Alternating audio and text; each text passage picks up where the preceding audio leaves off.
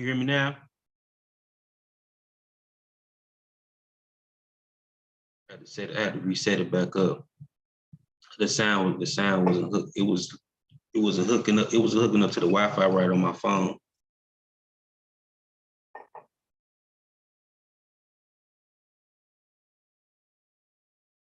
You hear me now, Sayani?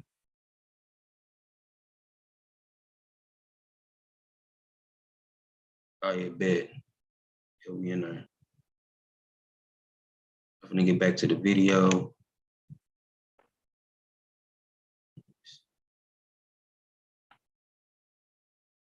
Fresh.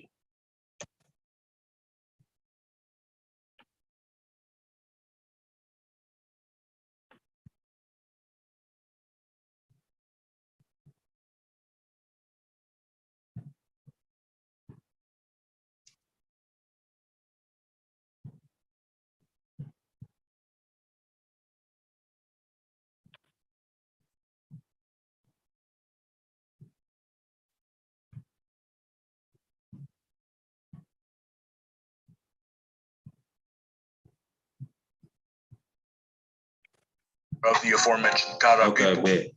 Idris Aluma, one of the rulers of Kanet. Y'all can hear the video?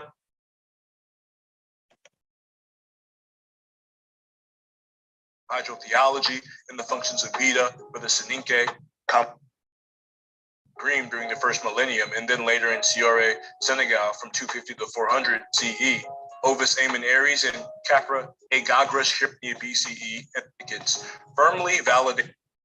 Y'all can hear the video? Migration waves.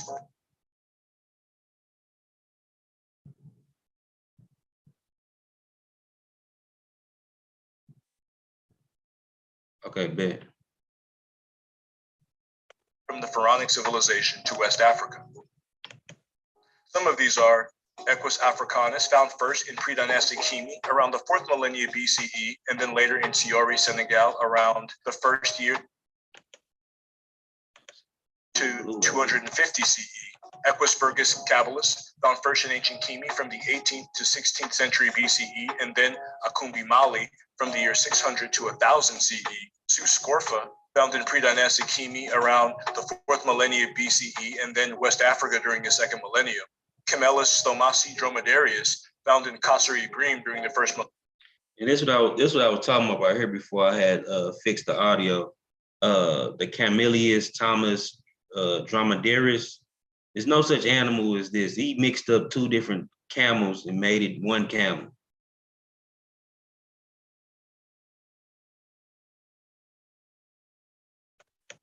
Show you real quick. Show y'all real quick on Wiki.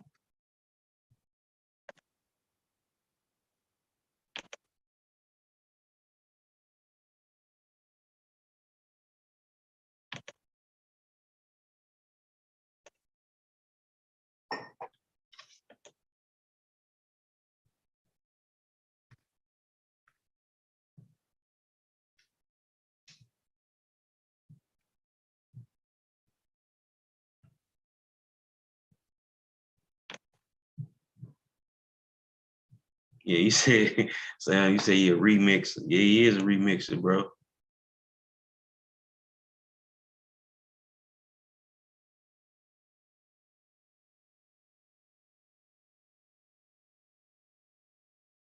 You got the Camellias dromedaris. That's what he is. Not the Camellias Thomasia dromedaris.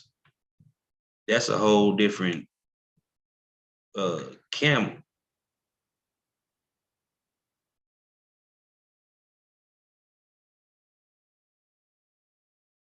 Go to the extinct variants.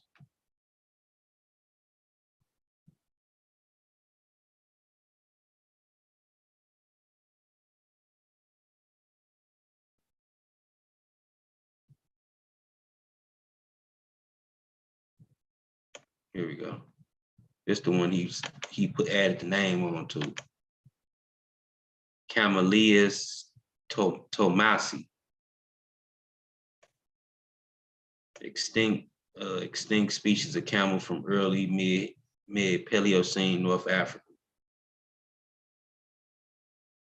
It is known primarily as the Tihinif or the Tenafine in Nigeria. These camels probably was never even domesticated.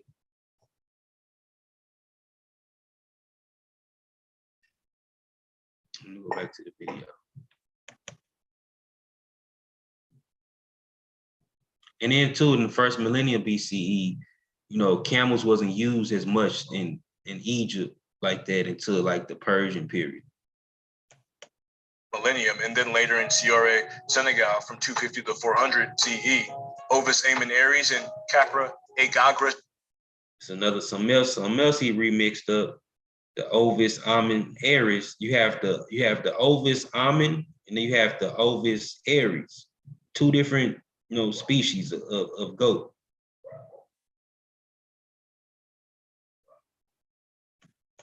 Hircus, found in the 6th millennium BCE, and then in Western Africa from 2200 to 850 BCE. And Bos primigenius taurus, found in pre-dynastic Kimi in the 9th millennium BCE. And right here again, you got the Bos primigenius taurus, which is not an animal at all. You have the Bos taurus, and then you have a Bos primigenius or primigenius oryx.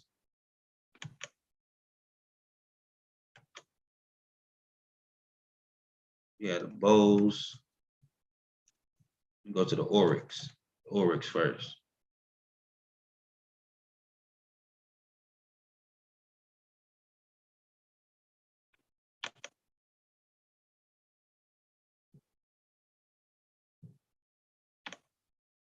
So you got you have the oryxes, which this is the Bos primigenius, not the Bos primigenius taurus. That doesn't exist. This is the wild. These are the wild, extinct cattle that once roamed Africa during the Paleocene time, and they migrated and moved even without humans.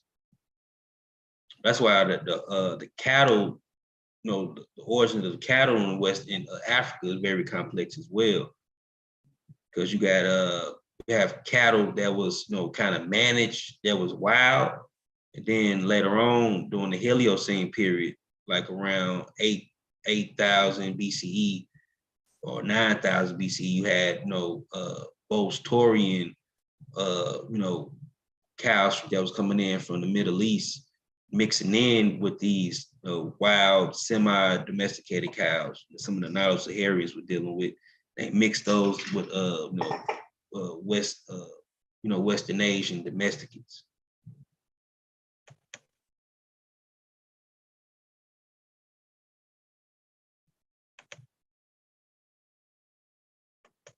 And then West Africa from 2200 to 850 BCE. So again, the fact that you have pastoral domesticates found first in ancient Kimi and then in West Africa validates a migration of the populations that managed them from east to west.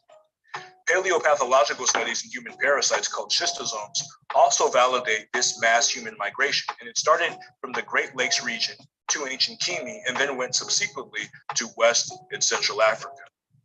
And that's something else he just made up like it's a for sure thing. Said 2 diff cattle made it sound like humans moved them from east to west at later day. You right, bro. But yeah, but this thing we talk about, these parasites, that's not even a certain thing. Like he's saying it like it's something that's a fact, and it's not a fact at all. You go to prehistoric.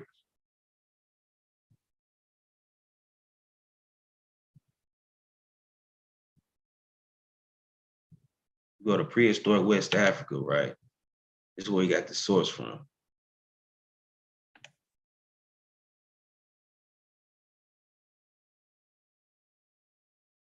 Talked about this source a while back when they did a presentation on prehistoric West Africa.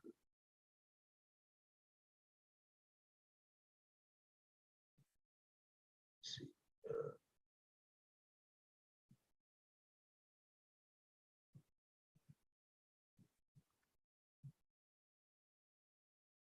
Here we go, right here. according to Stavriding 2020, while not definite. I'm saying this theory is not definite. Near the Great Lakes, skintosums, sketches tosums, S. Mansoni and hematobum, which is different. These different parasites, basically flatworms, underwent evolution. Subsequently, there was an expansion alongside the River Nile, from Egypt to the present schistosums may have expanded via migrating Yoruba people into West Africa. And the Yoruba didn't even exist, during that time. The Yoruba come from people that was already in the Central Sahara. Their ancestors come from the Central Sahara, like the Nook culture, and they migrated, into more tropical regions later. But there was no Yoruba people during this time period. And if you look up to the actual source,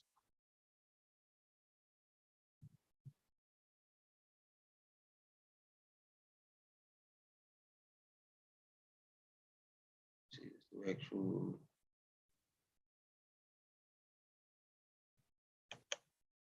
go back real quick because I got the actual source too. My phone had talked about it's not even a certain thing.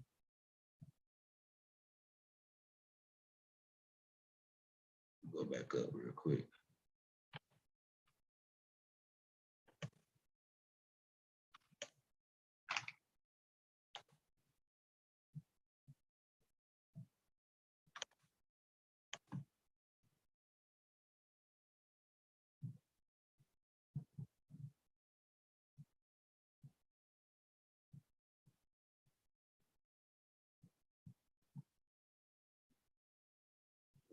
Right here.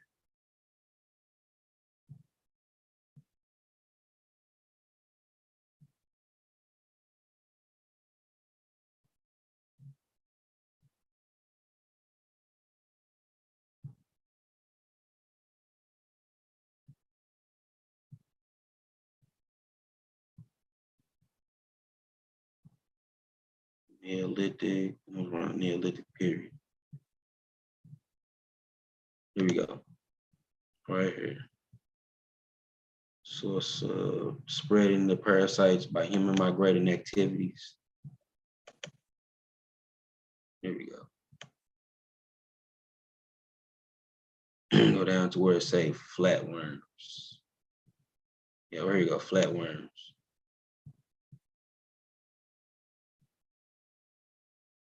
Here it's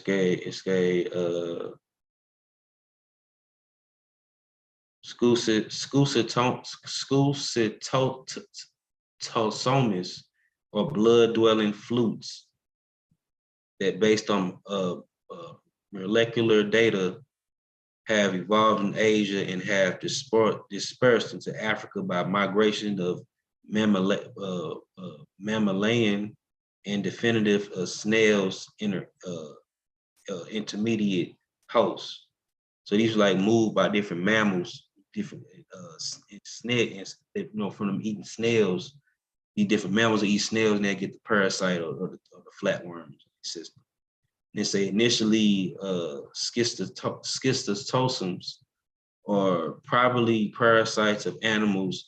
And there is evidence that the human schistosomosis evolved as a zoonosis in the region of African Great Lakes. From there, it seems that the parasite spread to Egypt by import of monkeys and slaves. They say whether the further spread of the schistosomosis, it say from Egypt to West Africa, subsequently in Central and South Africa was the result of Yoruba and Bantu migration, respectively, is uncertain. However, it can be taken as certain that the S. Minosi in the etiological agent testimonial schistosomosis in humans. So ain't no telling, how they got those flatworms. It can go back. They could have went back way before it was in Egypt. When West Central African ancestors, migrated from the Nile Basin around 20 to 12,000 years ago. Because the Niger Congo, the early Niger Congo ancestors, they was already in the east, and they migrated west into the Green Sahara. That was before Egypt was here or there. So him using this claim, for this parasite to make his claim for this east to west migration of Egyptians influence of West Africa, he could throw that in the garbage can, because it's saying it's not even a certain thing. It's not a fact. When it comes to the migration, specifically, there is a commonality of naming conventions for the waterways and communication zones across the Sahel. There are also commonalities with respect to hydrotheology and the functions of Bida for the Soninke, Kamaba for the Fulani, and Hapi for the Remenkimi. The following historical never heard any of this type of linguistics connections ever. Linguistic correspondences can assist in tracing the movement of toponyms on the African continent. This methodology was also used to trace the movement of Persian populations in ancient Kimi during the late period. Shamarka Keita's osteological and craniometric analysis of the post-26 dynasty inhabitants of Kimi that show series that deviate from the indigenous Northeast African norm validate this foreign incursion. And also, if you actually do read Keita's papers, he do say that the Egyptians had tropical land proportions as well, because these are not a homogeneous population. These people were mixed with different populations along the Nile, especially by them being, coming from an Afro-Asiatic base or substratum anyway, so they already carry certain armadic alleles and armadic affinities, even though they mix with, Iberian Maurutians and these back migration, Basic Eurasians and other back migration Eurasians through the Heliocene period. So you're gonna have mixed affinities, all throughout that region. Keita noticed, he speaks on those, and he also talks about the actual other affinities as well. He doesn't leave that out either. Diop applied this same linguistic methodology in discovering the origin of contemporary Western Central African populations in a classical Happy River Valley continuum.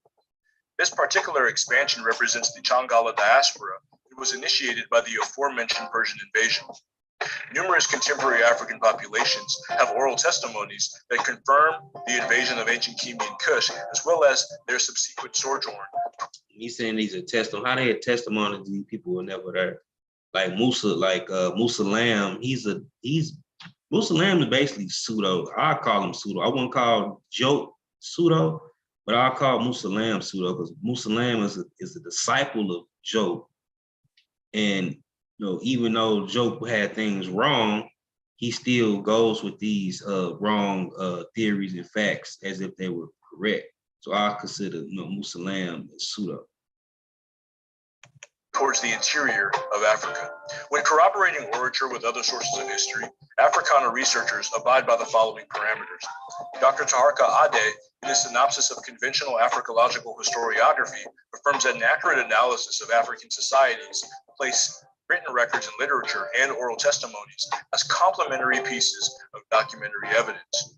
Dr. Jolde Laya lists the following elements of oral typology that are used by scholars to detect. A lot of these sources come out of French, French Afrocentric movements, like the Negritude movement. So they have their own little Afrocentric movement where they, over exaggerate facts and things like that, like we do over here in English-speaking countries. The accuracy and dynamics of various testimonies. They are its form, background, historical content, depth of knowledge, extension area, as well as the origin and chronology of the facts related. The Malangi model developed by Dr. Dika Aqua is historical spatio-temporal and involves three intersecting axes of analysis that can be used to validate oral narratives with respect to chronological, spatial, historical, and sociocultural corroboration. It is clear that Africana scholars are extremely rigorous when it comes to the analysis and application of oral testimonies. With this data, we can accurately reconstruct African history and quantify the degree of interrelatedness between different African populations. After the fall of Meroe, the Kara of the... Oh, here we go. You got the upside down Africa. How can you take this brother serious? You got, going with the theory of the Africa upside down. Then you got some of these made up, Kinko. It is a Tagara and a Zagara, and then you got Ngalo saying that these some type of Wangara people. The Wangara people are Soninke people. I'm gonna show you that later too. Let me continue the video. The dynastic period set up the Wangara inter-empire and established its seat at Kanem. In it sat Dajara along the Happy River Valley, Zagara centered around the Lake Chad Basin, and Gala along the Oya and Senegal River valleys. I mean, really, can you really take this brother serious? He up here got the map of Africa upside down. He's saying he got sources and all these credit sources and things of that nature.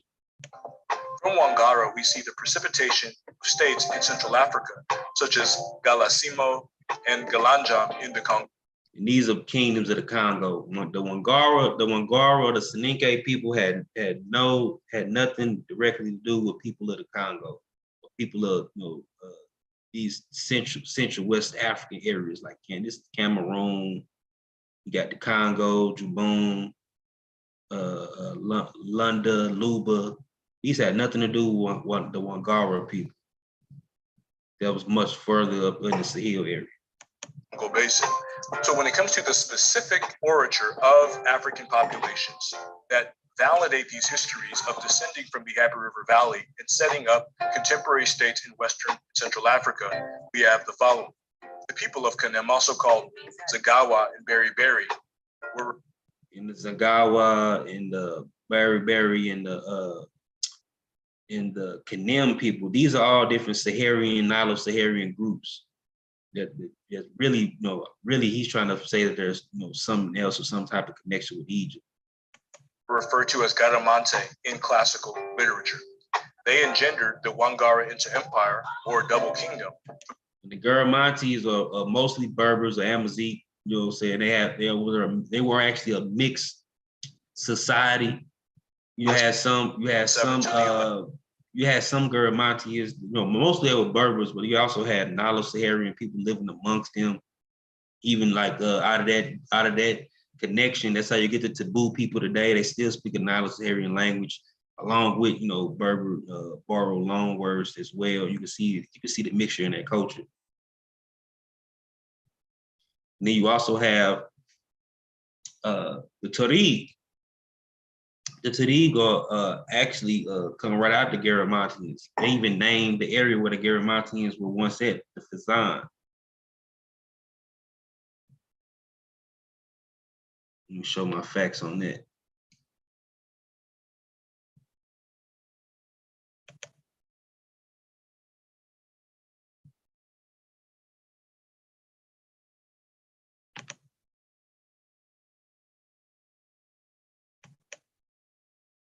Go back to Wiki.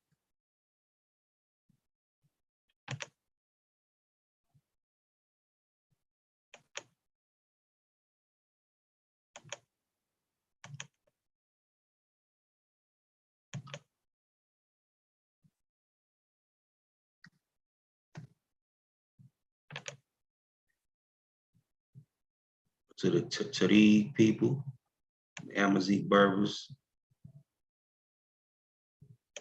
Right here, it said the Tuareg society was traditionally featured claimed membership of social status and caste hierarchies within each political confederation.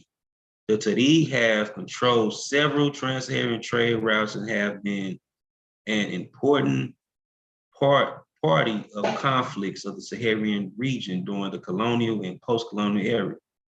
Some researchers have tied the ethnogenesis of the Tuareg with the fall of the Garamantes, who inhabited the Fezzan, Libya from the 1st millennium BCE to the 5th millennium AD. What's good with it? God Killer in the building. What's up with it? Pseudo Killers official. You go into the Garamantes. Show you the Garamantes was not a homogeneous group. Even here, even on the map, so he say that he say all these people, the Garamantes, the Zagawa, they was in the Garamantes, society. Got some of these people got absorbed. You got the Tuareg nomadic tribes. They were part of a certain caste system of the Garamantes. It was a collective of different people. Even in the Greek literature, where they talk about the Ethiopian troglodytes that the Garamantians on the chariots captured. Those are other Nilo-Saharan people that was probably not of their society or of their society.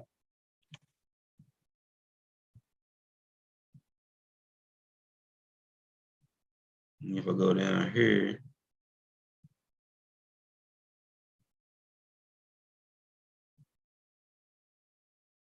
you right here, right here, the remains of a young sub-Saharan African woman, which has been dated to the first millennium BCE, has posed a lip plug that is associated with the Sahelian African groups. In the Sahelian, and the people that I know, the Sahelian African group, that's a branch of Nilo-Saharan language or ethno-linguistic group, was buried among other sub-Saharan Africans that were part of the heterogeneous Garamantes. And heterogeneous mean you had different types of people within the society. Everybody wasn't the same. And they say the Garamantes population is from Power 2018.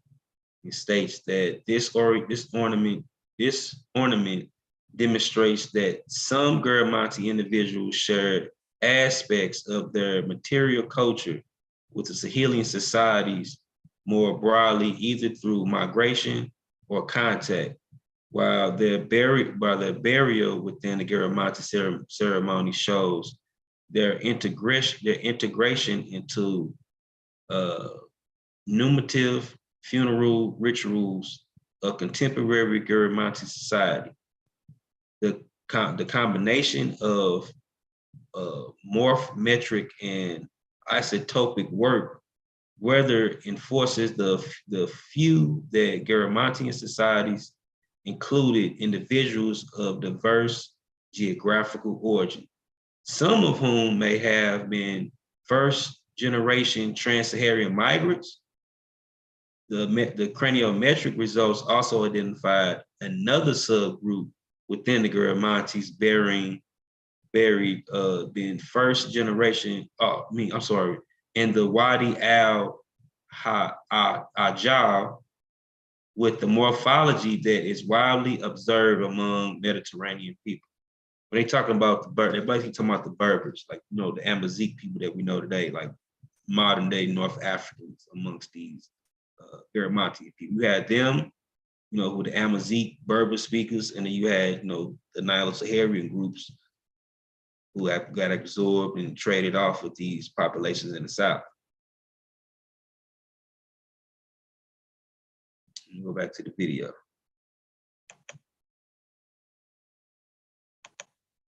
11th century, and they produced the Ule and Malay lineages.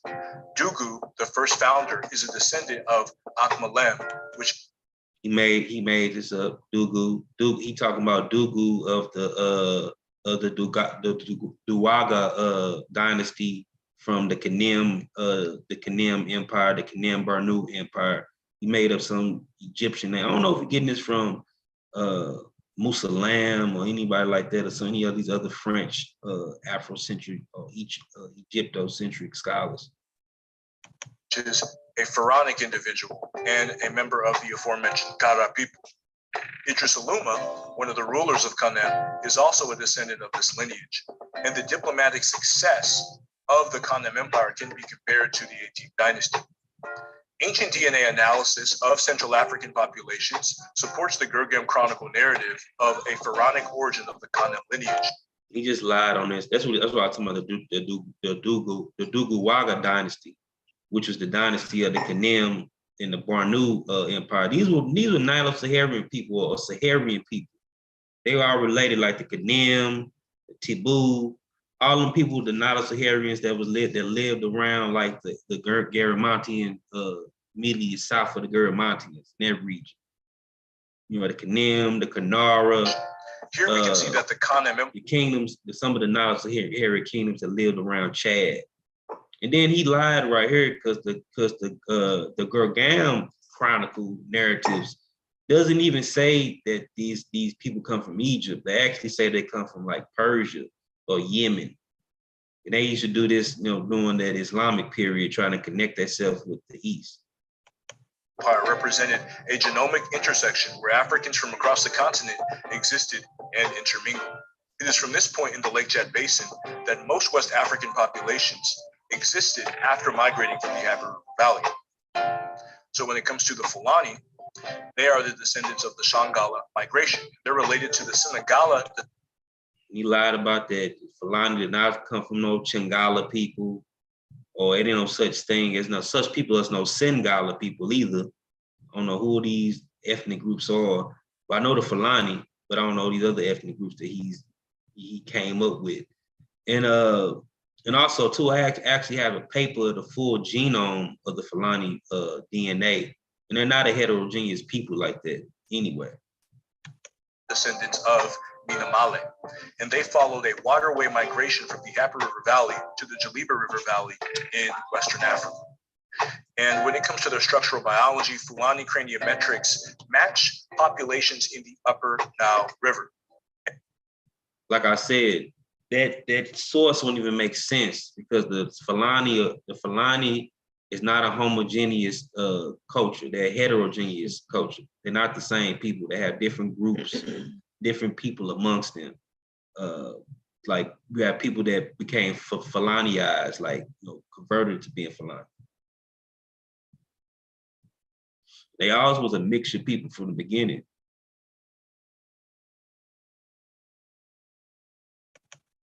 And Fulani hair types and hairstyles in the trichology also match population. And he said he's a Fulani hairstyle. You only see one Fulani person on this picture. The person at the top right here, they try to say this Fulani. This is a Tariq girl. She's not Fulani. And it's a Fulani right here at the bottom, but these are all just various different hairstyles, you know, that you see all throughout Africa anyway.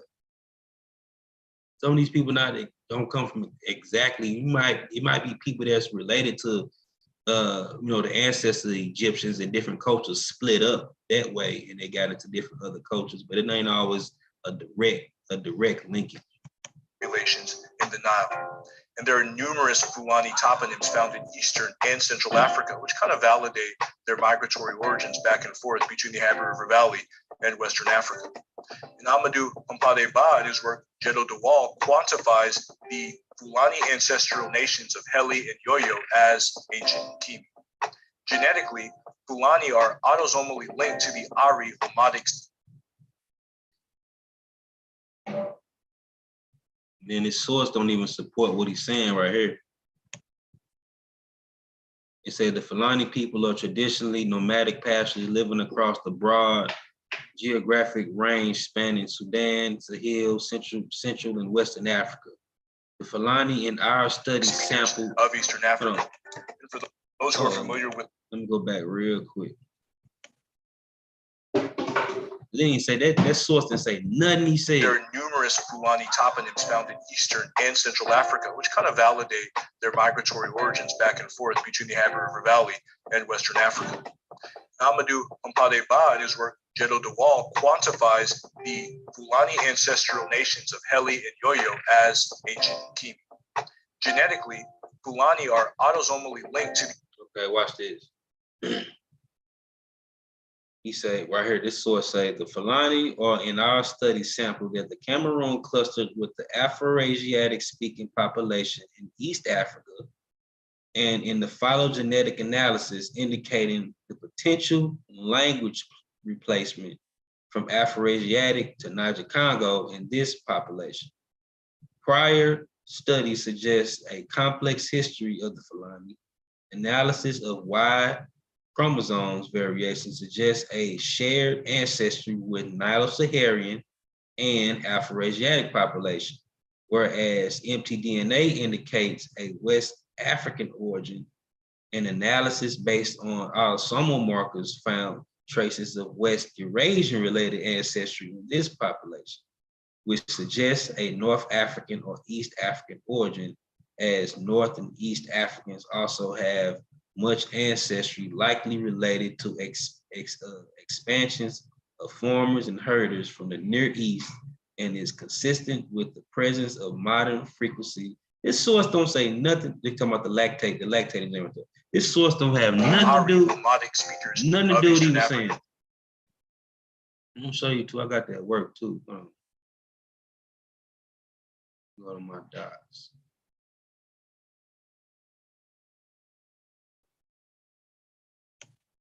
Go to the docs real quick.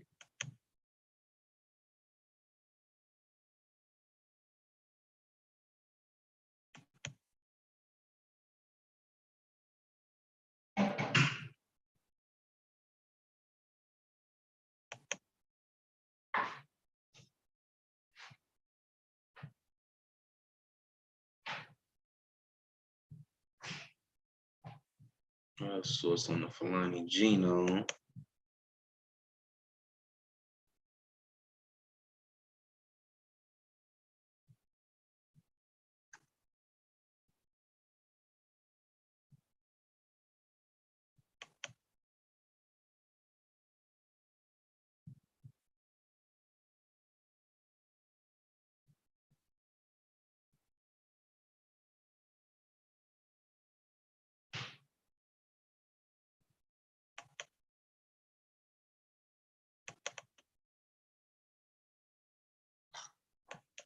See right here.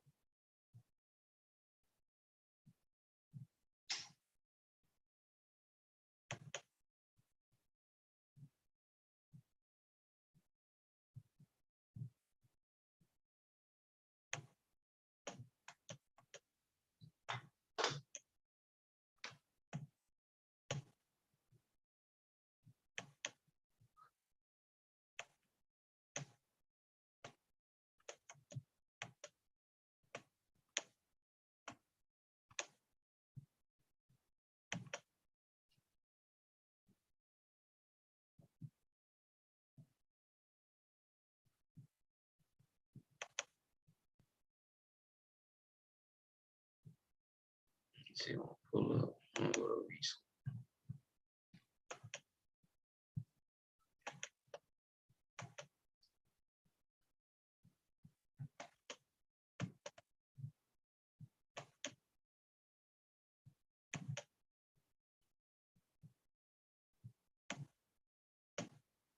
Trying to take it to the journals. There we go.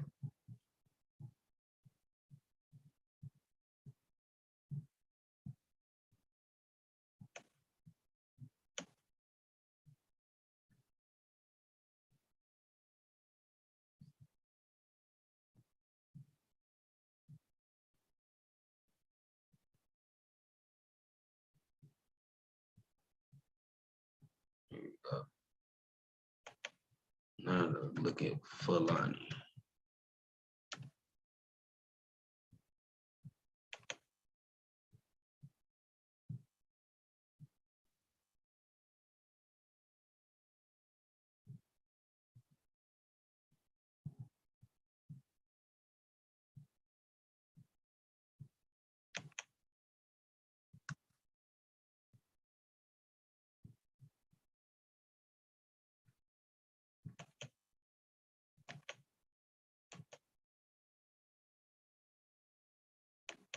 This thing won't open.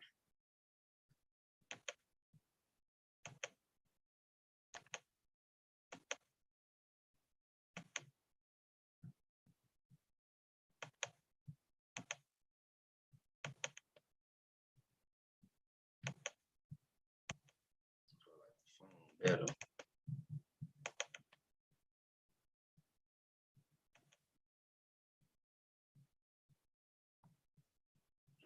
Just continue the video. I'm gonna try to do it. After I'm trying to do it after the video. And for those who are familiar with the work of Dr. Musa Lamb, he documents the extensive amount of commonalities between the Fulani civilizations and the civilizations of the classical Happy River Valley and ancient Kimi and Kush, which basically validate the origin that they have of coming from these societies. So when it comes to the Igala of Nigeria in the Middle Belt region, Igala and Igala are interchangeable terms in the Igala language. The original name for the Igala clans prior to Abutu Eje was Igala Mela. Igala Mela describes the paternal. The Igala do not come from Egypt. The Igala people are actually West Africa. They actually were, it's a Yoruboid language, it's related to Yoruba language. And they did, lived alongside the Igbo people during the 8th century, during the 1400s to the 1800s. Lineage of the infamous Onojo Agboni. The Wukari people of that region called them Ahel. And the Wukari are not a people. Wukari is a confederation of the Jukan people. Gara. The Ada of Igala, along with a collection of linguists, historians, and anthropologists, confirmed the Happy River Valley origins of the Igala at the 2020 Igala National. And I looked up this source too. This source is not peer-reviewed or credited by actual scholar. This actually is by some type of a political ambassador of the Igala people. It's more on the political, more on the political side of things. It's not even really a scholarly paper. Conference. The first Igala entered the Wukari area in 700 BCE. The Igala Mela and Igalopa migrated to Ida around 500 BCE. The Igala Attalus contains 82 rulers and goes back to 900 CE, starting with Amene. When it comes to some of their neighbors, the Barome, autosomal analysis of the Barome of the Middle Belt region cluster close to Eastern African populations along the Happy River Valley. In most scholars, it's because the Barome people actually mixed with Central Sudanic people who migrated into West Africa. Scholars use this genomic evidence to validate a Sahelian migration between the Happy River Valley and Western Africa that went from 3000 to 1000 BP. In terms of Igbo oral narratives, Ike Ejiomanta and Okpani Okorompo list ancient Kimi as their origin, which corroborates with the Igala narratives. The Igbo and the Igala generally agree about the history of their interaction. The Igala established dominion over the Igbo settlements, especially during the reign of Onojo Ogboni. The Igbo people of Osumari claim an Igala origin. Igala traditions state that Akpai. Oh, that's some Igala stuff too.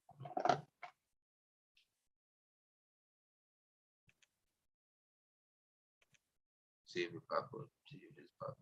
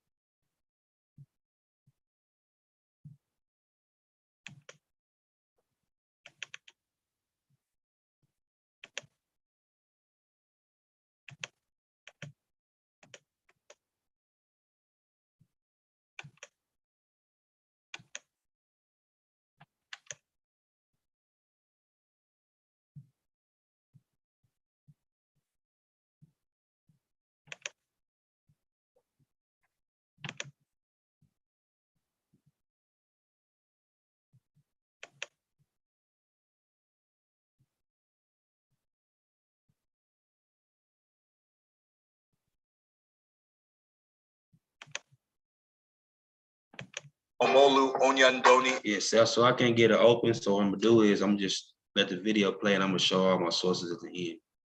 And Abo are all of Igala descent. The Umu-Eri clans of Aguleri, Teje, Amanuke, and Igbariam state that Eri was an Igala man, and Eri is the father of the Igbo. And the Umu-Eri clans of Nri and Oreri list the Igala as descendants of Eri's second wife and therefore close relatives to the Igbo.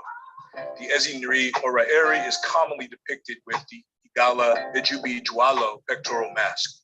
And this is another evidence of the relationship between these two populations, especially in the area, the border areas of Onitsha and so forth. So the presence of EM2 subclades from pre-dynastic Kimi among the Igbo and the Yoruba validate this migratory. EM2 is not from pre-dynastic Kimi. EM2 mutation actually mutated in Central Sahara from EV38.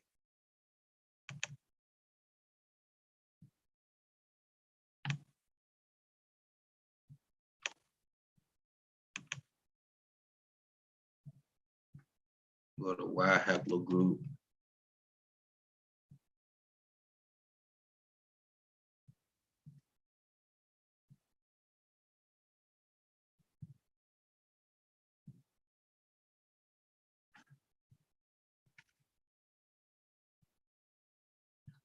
EM2.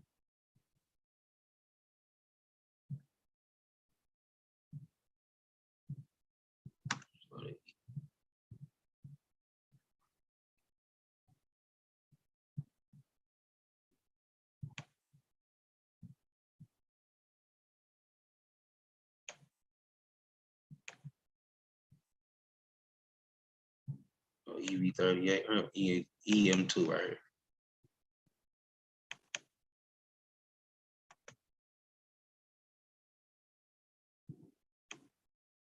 You try to say like EM2 is a Egyptian haplogroup. Like, yeah, its parent, came from the east, but this is before Egypt even was in Egypt. It's a discovery of the two SNPs, EV38 V and V1 EV100 by Trombetta, 2011, significantly redefined at the EV38 haplogenetic tree. This led the authors to suggest that EV38 may have originated in East Africa. EV38 joins the West African affiliate EM2 and the Northeast African affiliate EM329 with an earlier common ancestor who, like EP2, may have also originated in East Africa. It says the downstream SNP EM180 may have originated in humid South Central Africa savanna grasslands of North Africa between 14,000 BP to 10,000. According to Wood 2005 and Rosa 2007, suggests population movement changed the pre-existing population-wide diversity in Central and Southern and Southeastern Africa, replacing the previous haplogroup frequencies in these areas with now the dominant E1B1A1. And that most likely was they're talking about the Bantu migrations. When the Bantus migrated into Central Africa. But EM2 is a downstream mutation of EV38. It mutated in in the Central Sahara. EV38 is the parent of EM2.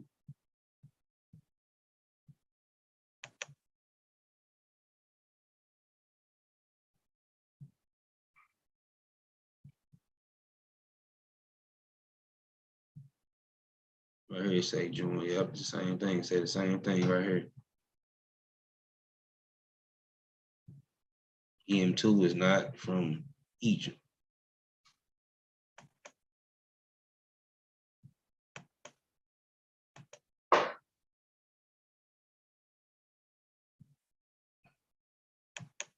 Link. So moving on to the Yoruba lineage starts with Muwenya. And Muwenya was the grandson of the Wangara general, Modi So.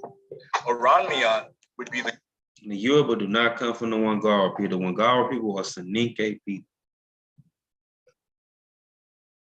The Yoruba people are Beni Kwe people, or Western Beni Congo, which is like the aunt of Bantu languages, Bantu groups.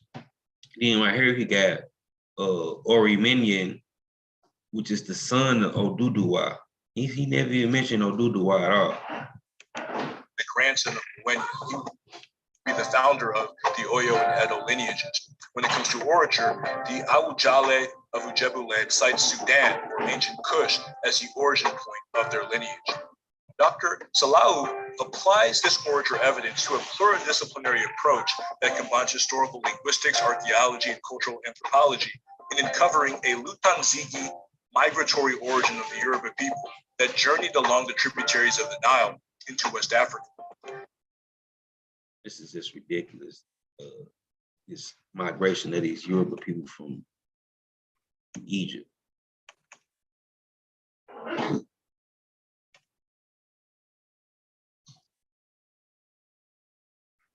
Of Yoruba.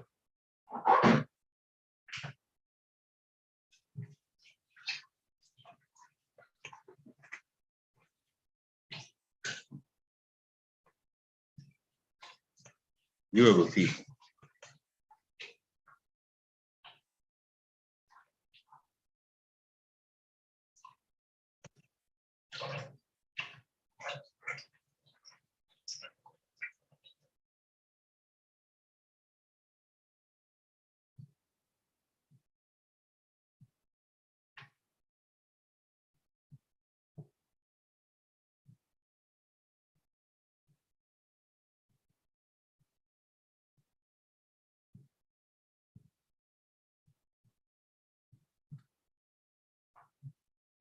The Yoruba people come from Ili Ife.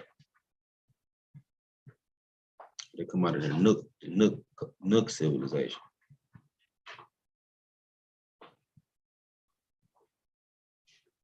Here we go to the history. You say by the 8th century, the powerful kingdom already existing in Ili Ife, one of the earliest in Africa. It is viewed as the Yoruba as capital of the realm of humanity, based on the oldest pre-dynastic traditions of it being associated with Abatala, Sanga, Himijo, and Alduduwa, and Orimilia, in the host of the primordial beings. And then when they say dynastic, they ain't talking about dynastic Egypt. They talking about their own dynastic time, West Africa. The primordial being believed to have descended from the heavens, Odi and Orun, Yoruba god lord. The historical Yoruba developed in Sintu out of early Mesolithic Volta Congo populations. By the first millennium BCE, oral history regarded under the Oyo Empire derives the Yoruba as an ethnic group from the populations of older kingdom of Ili Ife. The Yoruba were a dominant cultural force in the southern and southwestern Nigeria as far back as the 11th century. Nothing about them coming from Egypt.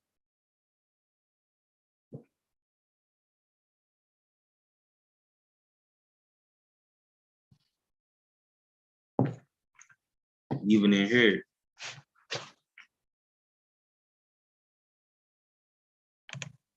stop sharing real quick. Even in here, right, I got civilizations of Africa. And go in on the ancestors of the Yoruba people, and the migrations.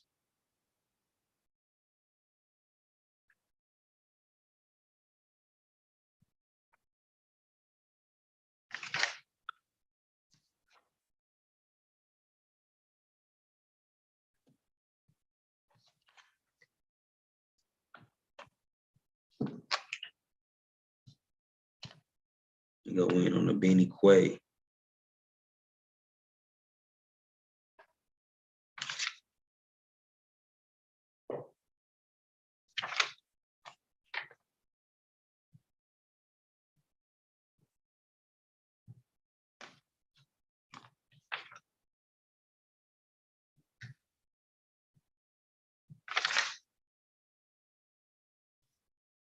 You go in on the Christopher Ehret, you go in on the proto Benny Quay people.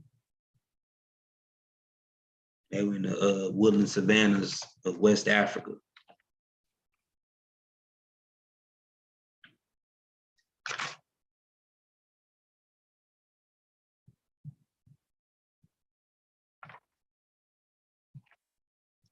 Let's see, say about the Yoruba folks.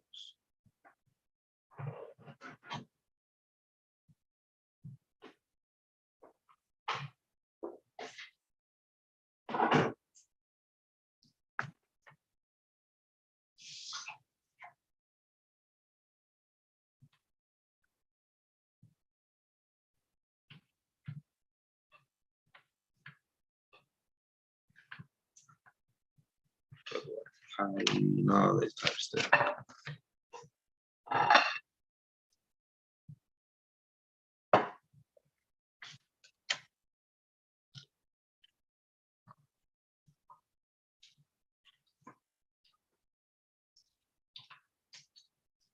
Let's see. Benny Quay, the Benny Quay.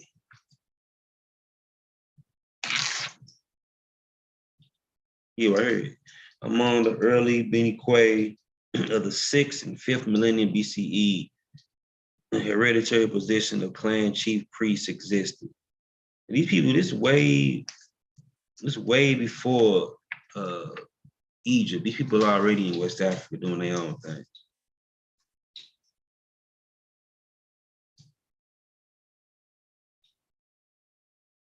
You might hear it say, early cloth production probably served local demand, but in later historical areas, raffia cloth became a prime commodity of long distance commerce in West and Central Africa throughout those regions. And it's a number of societies that played major roles in the recent centuries of African history, such as the Yoruba, Igbo, and Akan societies, of which many African Americans can trace the ancestry or descendants of the Benny Quay settlers of the rainforest belt in the 5th millennium BC. These are the ancestors of the Yoruba people in the 5th millennium BC, way before it even was Egypt. And they say they come from the Benny Quay, African Americans as well, because we all come out of this Niger Congo coast cluster. And they say the Bantu peoples who carried the ideas of Niger Congo civilizations into equatorial forests from the 3rd millennium BCE onward originated also as the offshoot of the Benny Quay.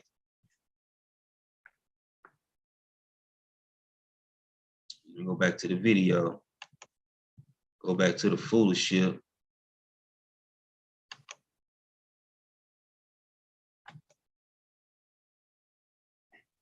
The tomfoolery. And according to Dr. Joel Irish's dental morphological analysis, both the Yoruba and the Igbo have a dental Joel Irish didn't say this. Morphology. He ain't even showing the source. It's something he ain't typed up. He ain't even showing the accurate source. That brings them closer to Eastern African populations as opposed to most Western Africans. So all of this would make the Yoruba part of the Senegala migration and closely related to the Igala, Igbo, Nupe, and Beriberi or Zagawa people.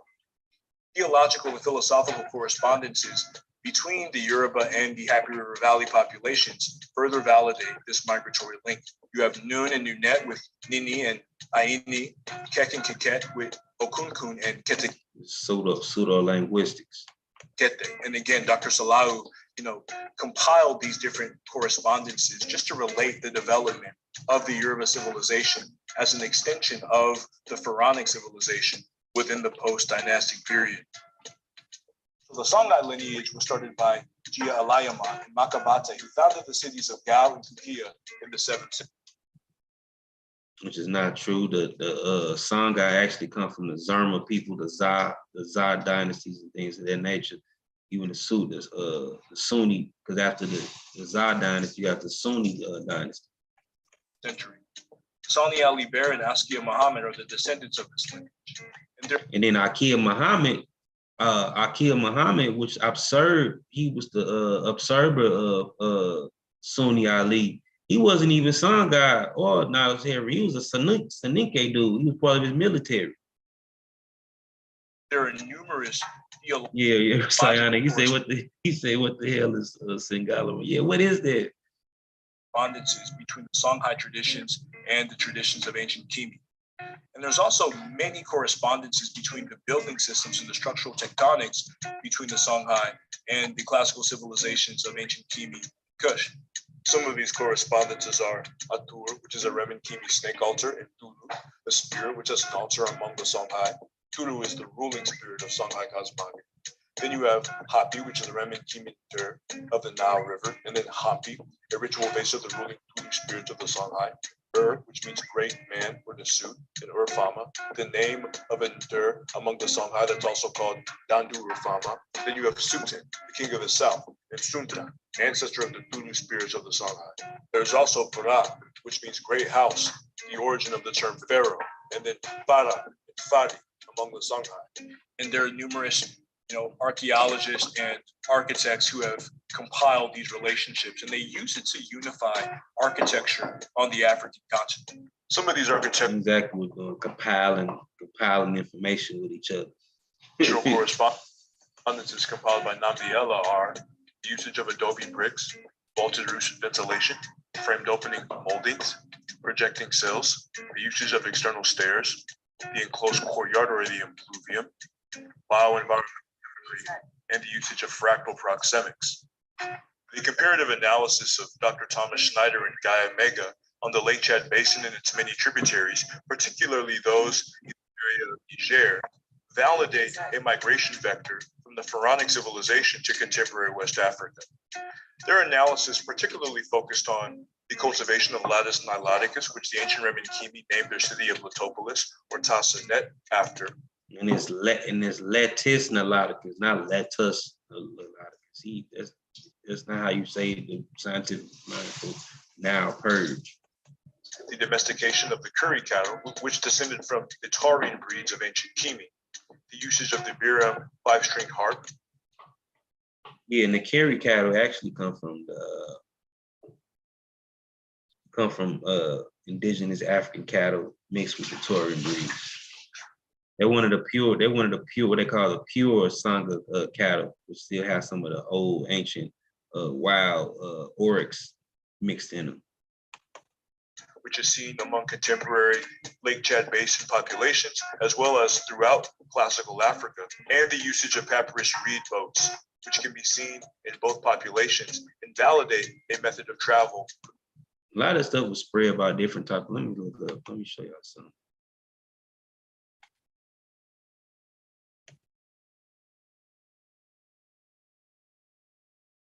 Let me show y'all something real quick.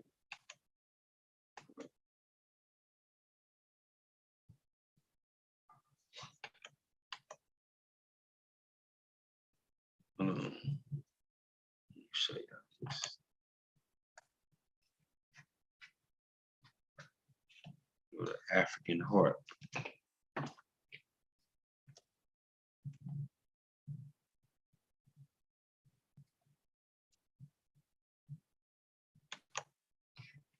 Look up the African harp real quick. I'm gonna put the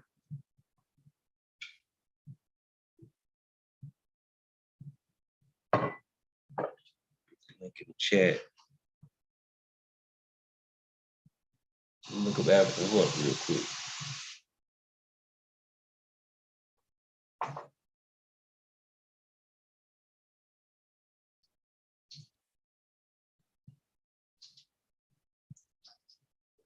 Is it? Yes, right here.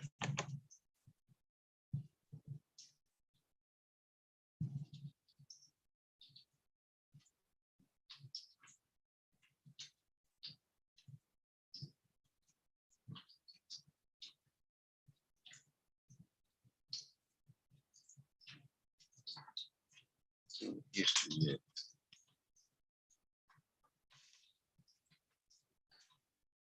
Egyptian harps.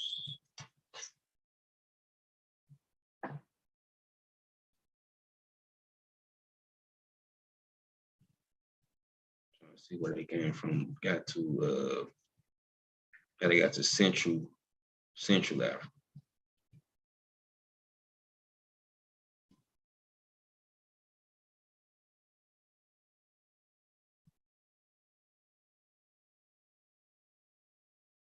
Zandi.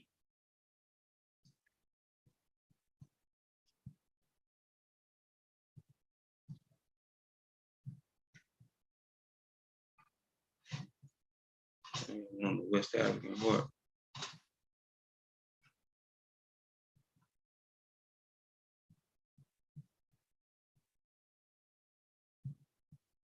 Kafir Harp, Cora.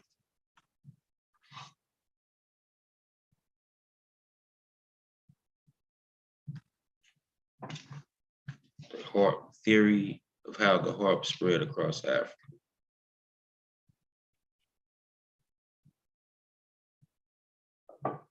So in this diffusion theory, there is some differences between the ancient Egyptian and the Southern African bowed harps, which have moved away from them in terms of playing technique and construction. Unlike in ancient Egypt, some modern African harpists holds this instrument with his pegs to keep the string wrapped around the neck of the slipping, but no movable tuning pegs like all contemporary African harps. When and from where tuning pegs were first introduced to is what first introduced is unclear. Allure and Akoli, also called a dungu and dangili, multi-string musical bow, which consists of semi-circular curve.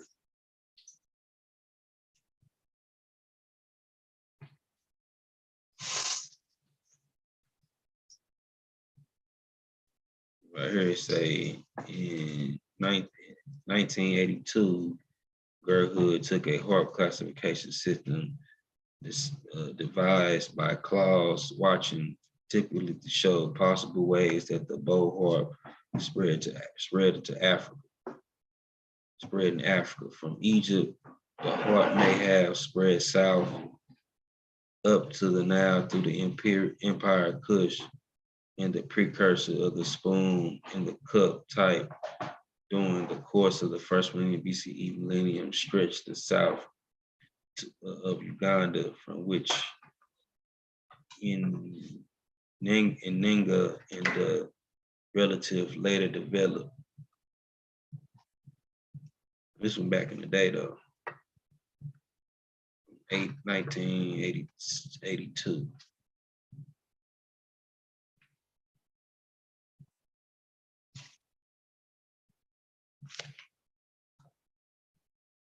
There's different theories on how the harp spread throughout Africa. You got different styles too.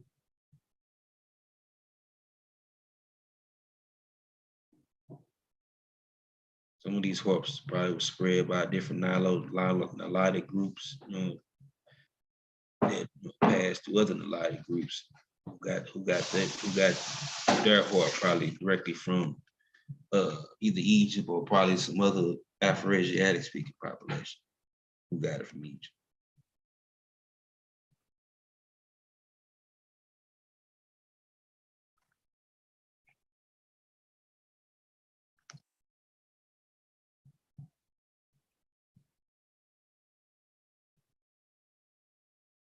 Go back to the video real quick. The Upper River Valley to the Lake Chad Basin in Western Africa. All of these pieces of evidence corroborate with the Songhai narratives and testimonies about their sojourn from the Upper River Valley into West Africa.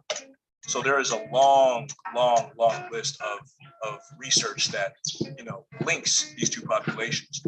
When it comes to genetics, EM2 and A1B1 subclades from the classical Happy River Valley are. He made it Only reason that EM2 you find in Songhai because they live along the Mende for a long period of time. Of course, they got A and B because of their Nilotic ancestry. Seen among contemporary Songhai populations, and they deeply corroborate with their oral testimony. The Mande lineages are rooted in Mina Male, the brother of Ubatu Male, who is the father of the Fumani people, and Ule, one of his cousins. Made this up. The Bamako colloquium cites the Abu River Valley of Kini as the origin of the Mande judicial system. According to scholar Yusu Data Sise, the Mande ancestral nation of Korutumu is ancient Kini Kush.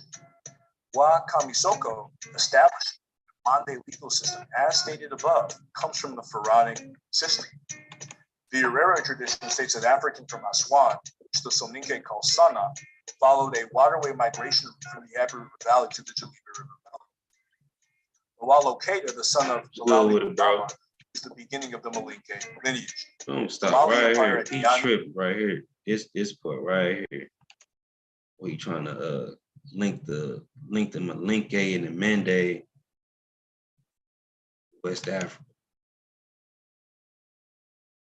And then too, he used Bilal Onama, who's actually the Mende version of Bilal from the Quran. They was just trying to tie themselves into the book, but they was Islamic. You've got a source on that.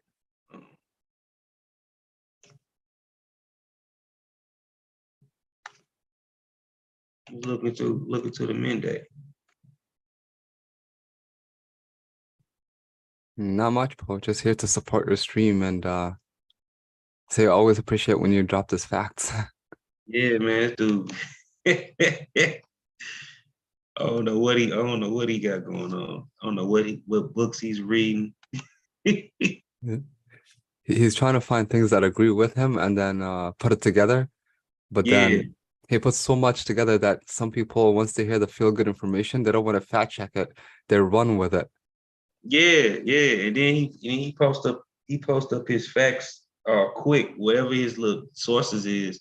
A lot of that stuff don't even agree with what he's saying. Can't even read it. With a couple of pictures from what do you call it, the AI? Yeah. Everything just blends in for him. And the music too. It's like he's trying to pull on the strings in the heart, you know? Yeah, for real. He's like the Pied Piper. Yeah. Even right here, it say descendants of ancient Central Saharan people, the Mende speaking peoples constitute an identified language family that associate people spread throughout West Africa. The Mende speaking people are known as having been early producers of woven textiles by a process known as strip weaving. The Mende speaking people have been credited with independent development of agriculture by about 4,000 to 3,000 BCE. Now they by the time this way before Egypt, I mean like this like way before Egypt and during the same time as Egypt. Like how they had time to come all the way from Egypt to do this in West Africa. That's 6,000 to 5,000 years. Yeah. Just to be clear. But the thing is, he doesn't believe in the Bantu expansion. He actually thinks that's kind of made up, and he believes in the actual opposite. Yeah, it's just crazy. I couldn't believe he had the map upside down like that. I thought he was smarter than that. He one of the guys that put the map upside down. That's hilarious. Pseudo judo. Yeah. They say Mende speaking peoples founded the Ghana Soninke and the Mali Mandinka empires. Archaeological evidence shows that the Mende speaking people were the early producers of the stone settlement civilizations. These were initially built on the rocky promontories of the Techit Walata and the Darnima. in the Taggart Cliffs of the southern Mauritania, beginning between around 2000 BCE and 1500 BCE by ancient Mende speaking people, likely early Soninke peoples. And that's who the Wagari people is too. Like he mentioned the Wagara people earlier, and trying to link them with some other people, like some type of Egyptians or something. And the Wagara people ain't nothing but Soninke people. Actually, the Soninke people that became wealthy and actually established the empires because they were tradesmen and merchant men and became rich. And they were like the middlemen and they were ones who established the dynasties and the kingdoms of the later Ouagadougou, Ghana Empire, Mali, link it later on. Let's see where show the Wangara. That's a lot of remixing. And what James came in earlier asking for a presentation, not even reading the title.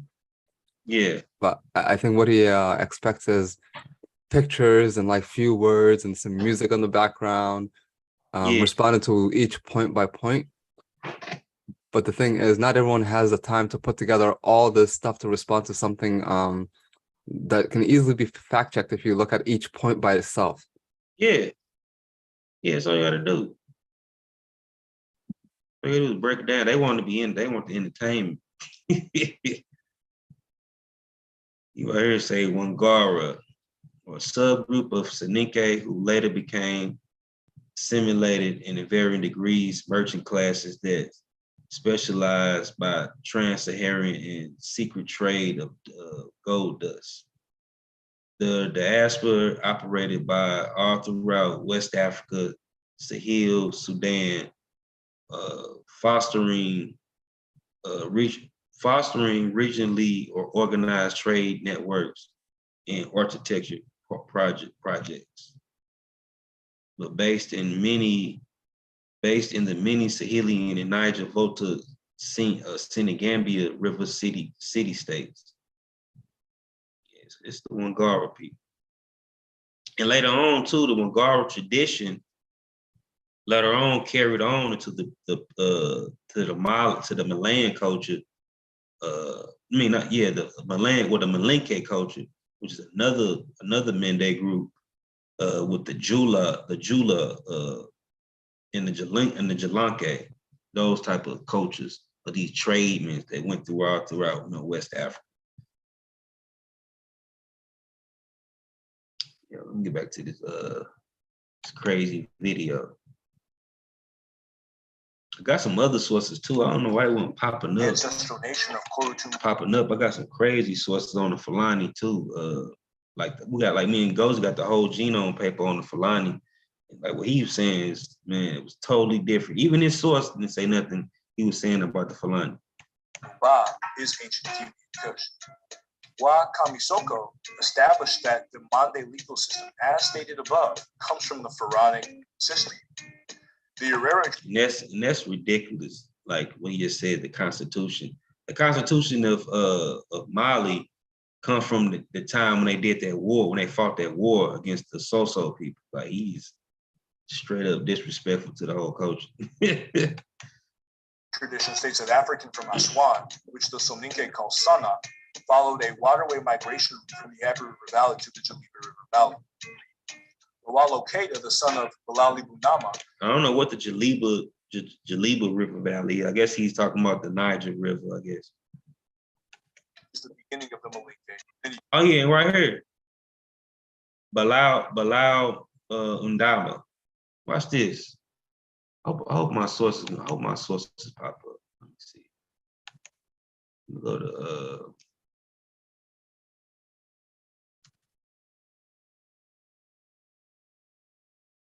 African Dominion.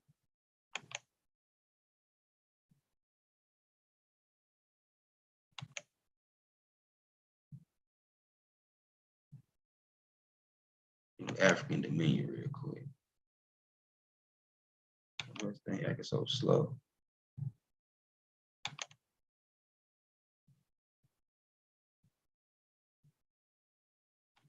That's on that too.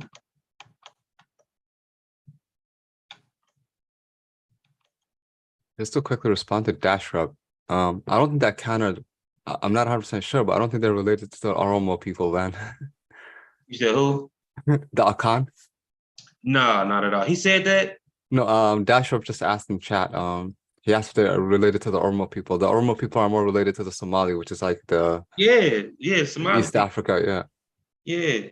The Romo and the Somali, the Soho and the Afar, they all are lowland East Cushitic people.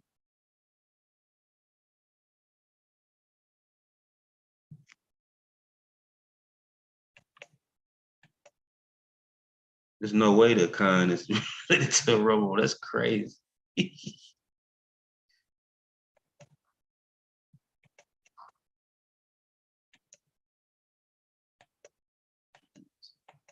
Yeah, I try to be nice. Like I recently found out like some of the Rwanda people are related to the Somali people. I forgot what tribe it was, but there's two big tribes that fought in the 90s. Yeah. And one of them is related to us. And I think that's the one that got their ass kicked, right? Yeah. See.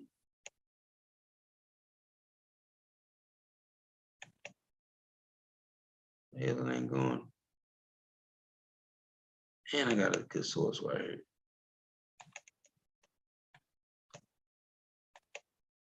Maybe I gotta go to Google Docs. Go to Google Docs. Fuck this shit.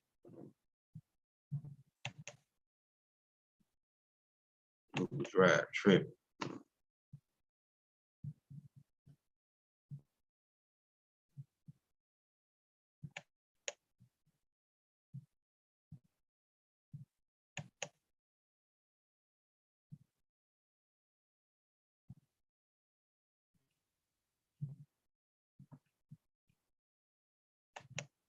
That's what I did.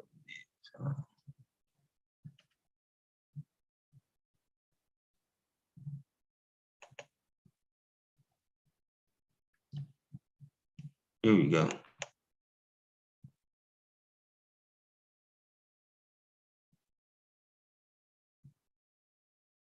Here we go. Hell yeah. Google Drive is fucking with me, huh? Google Docs gonna shit. Hell yeah. Pull this shit up. Talking about some the founder of the Male culture was Bilal Budama. See if I can.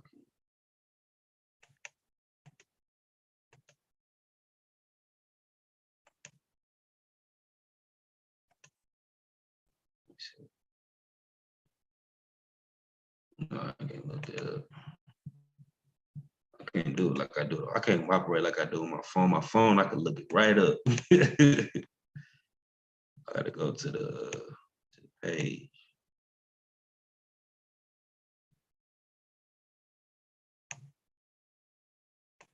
Savannah.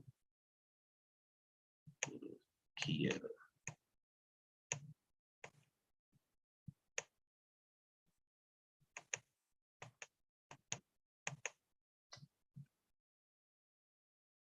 Here we go.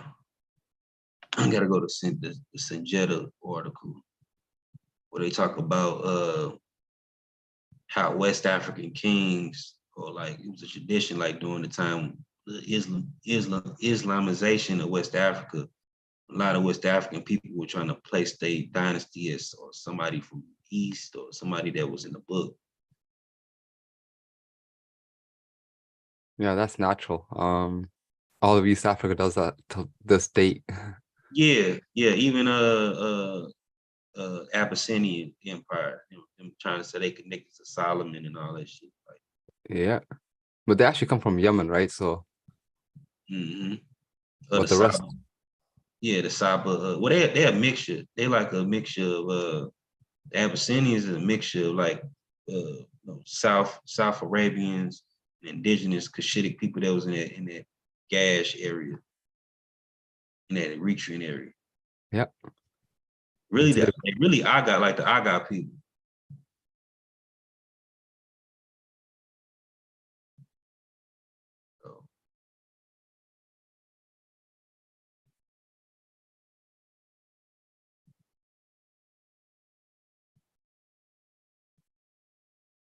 This ain't even it, damn.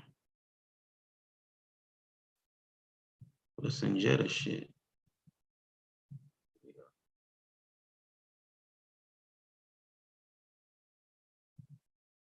You got this book right here, African Dominion? No, I don't have that book. It's a good ass book by Michael Gomez. He go in on it's like it came out like 2018. He had like the most updated stuff from like the West African empires. That was like the major Islamic empires. It was like Ghana, Ouagadougou, Mali, and Songhai. I'll have to check it out. You got it digital though. I usually just buy a hard copy and then lose it somewhere in the house. Yeah, I got the hard copy too. Hey.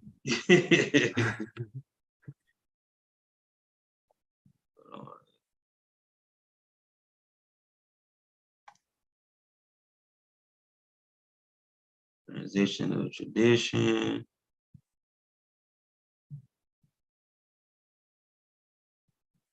It's at the end.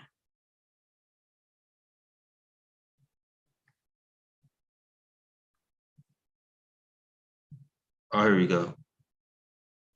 Monday claim of early Islamic connection. Even here it say right here. It say several versions of Sanjetta oral corpus discuss not only Sanjetta's origins, but also those of the Mandinka,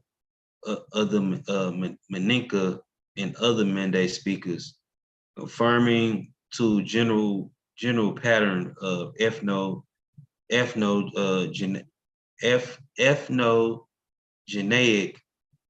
or horticulturalization found throughout West Africa.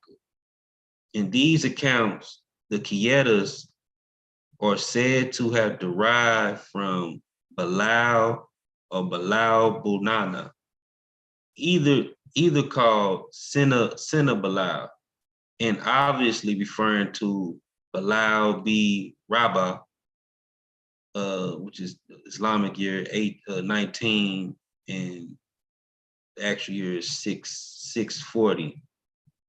Companion of the Prophet in first Mudadhan,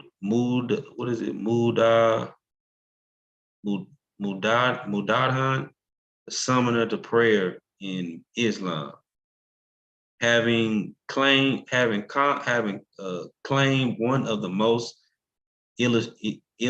illustrious figures in Islam. These same traditions maintain Bilal's descendants. Madabi Khani became a hunter king. So they like kind of mixed, they kind of, even like they made the children of Bilal, like, Mende culture. Like they added the hunter shit to the, the hunter king to the Islamic shit. They say Mamadada Khani becomes a hunter king, establishing the title of Sibon in Danso Karamoko, or master hunter, achieved throughout special relationship with the jinn of the forest and bush, and the special favor of Condolin Sisane, twin deities of the chase. So they combined their own, own traditional religions with the Islamic religion, even them saying they come from that lineage. And it's even here say claiming Bilal B. Rabah under any scenario asserted an ancient powerful Muslim pedigree, for which the Mandinka are revered throughout West Africa as one of the first to embrace Islam. At the same time, the elevation of Adama Khani as Master Hunter acknowledges local connections and sensitivity. The tradition therefore present bona fides both Islamic and non-Islamic, perhaps by design, ingenuously reflecting an accommodation between Islam and interior beliefs. So yeah, so him saying, even him saying about them, even comedy verse talking about some, this dude is Bilal Buna. Let me show you something else too. Let me go to the, even on the wiki. Don't tell me you made him a real person. Yeah. like he even comedy verse, like, yeah, this is what it is. Like they come from Bilal for real. He don't even know. I don't think he even know that that's Bilal from the Quran. You go to Qiyadah dynasty.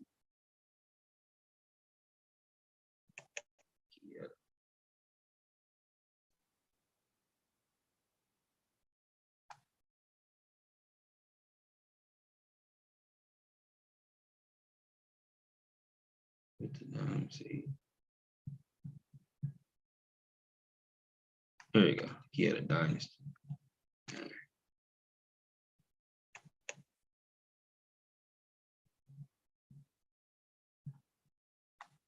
He right here say the Qiyadah dynasty ruled imperial Mali from the 11th century to the 17th century.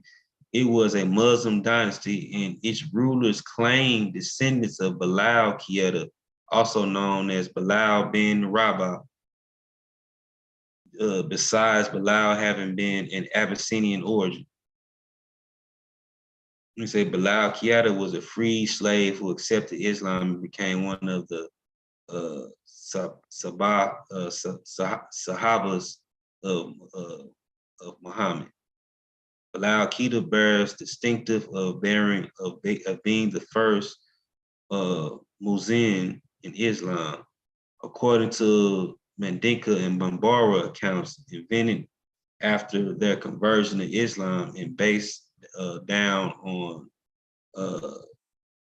Jilis, which is the griots, Muslim chroniclers. So like when the griots and stuff, when they became Muslims too, they started to change up the stories and shit. You know what I'm saying? They started to be able to read the Quran. And say that Bilal had 7 sons, one of whom settled in Madin or Mandinka traditional territory. This son, Liwo Kita, remember that's the same name that Comedy Verse brought up. Liwo Kita had a son named Letao Kalaba Kieta, who later served Demil Kibli Kieta. It was common in most loyal dynasties to try to link their origins to some divine or religious personality, and was common across cultures and religions. Dumil Kabli Kieta's son was Leleoto Kieta, and the first Fama, which is the Mandinka ruler of the city of Niani. It was through Kyoto that the Kieta clan becomes a ruling dynasty through only over the small area of Niani. Yeah, that shit made up. He's standing on this shit like it's like that's history. Look at it. Look, he got it up right here. Look, Balea Bunana. Wow. Bro. Mali Empire, Adiyani, Bambara, Ashanti, and Tekiman, etc., descend from this lineage. And Marjati, aka Sundiata Keita, and Mansa Musa are also descendants of this lineage. Oh my God. Dinka Sise, the son of Kilijon Duka Dunka, and the grandson of Yugudu. He has made this shit up. Don't nobody know who the father Dinka Sisi is. Dinka Sisi is the actually the founder of the Ouagadougou king. He was the first king of Ouagadougou. He was a Wangara king. Why he ain't saying he was a Wangara Sanake dude? He's saying he's somebody else. Gusi start the Sanike lineage, and these are Gangara and relatives of the Diadu populations. Tenkamedet. Gangara, Gangara and Wangara is the same shit for real. It's just different, different dialects. Lineage. And actually, the Egyptologist and Sanike scholar Adama Drame actually drew correspondences between Tutankhamun and Tenkamedet of the made us some shit again. Sanike. Akan is genetically related to Egypto-African languages, and the Akan, for those of you who are familiar with their history, are related to the Soninke population. They're considered post-Ouagadougou populations, or the Ouagadougou Soninke diaspora. That it's crazy because even though yes, the Akan, like they were part of like Ouagadougou for the gold trade, like the Ouagadougou were middlemen, and they came in the Khan areas to get mine gold out of their regions. But the Khan themselves don't come from Mende people. They come from Bono people.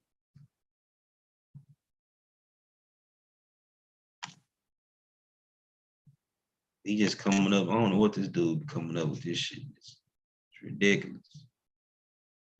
Well, every minute takes like 15 minutes to debunk all the points that he throws out. Yeah, because he just throw it out.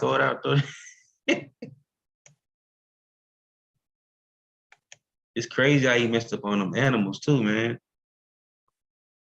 The invented ones and the remixes, the combinations. Where do you even start?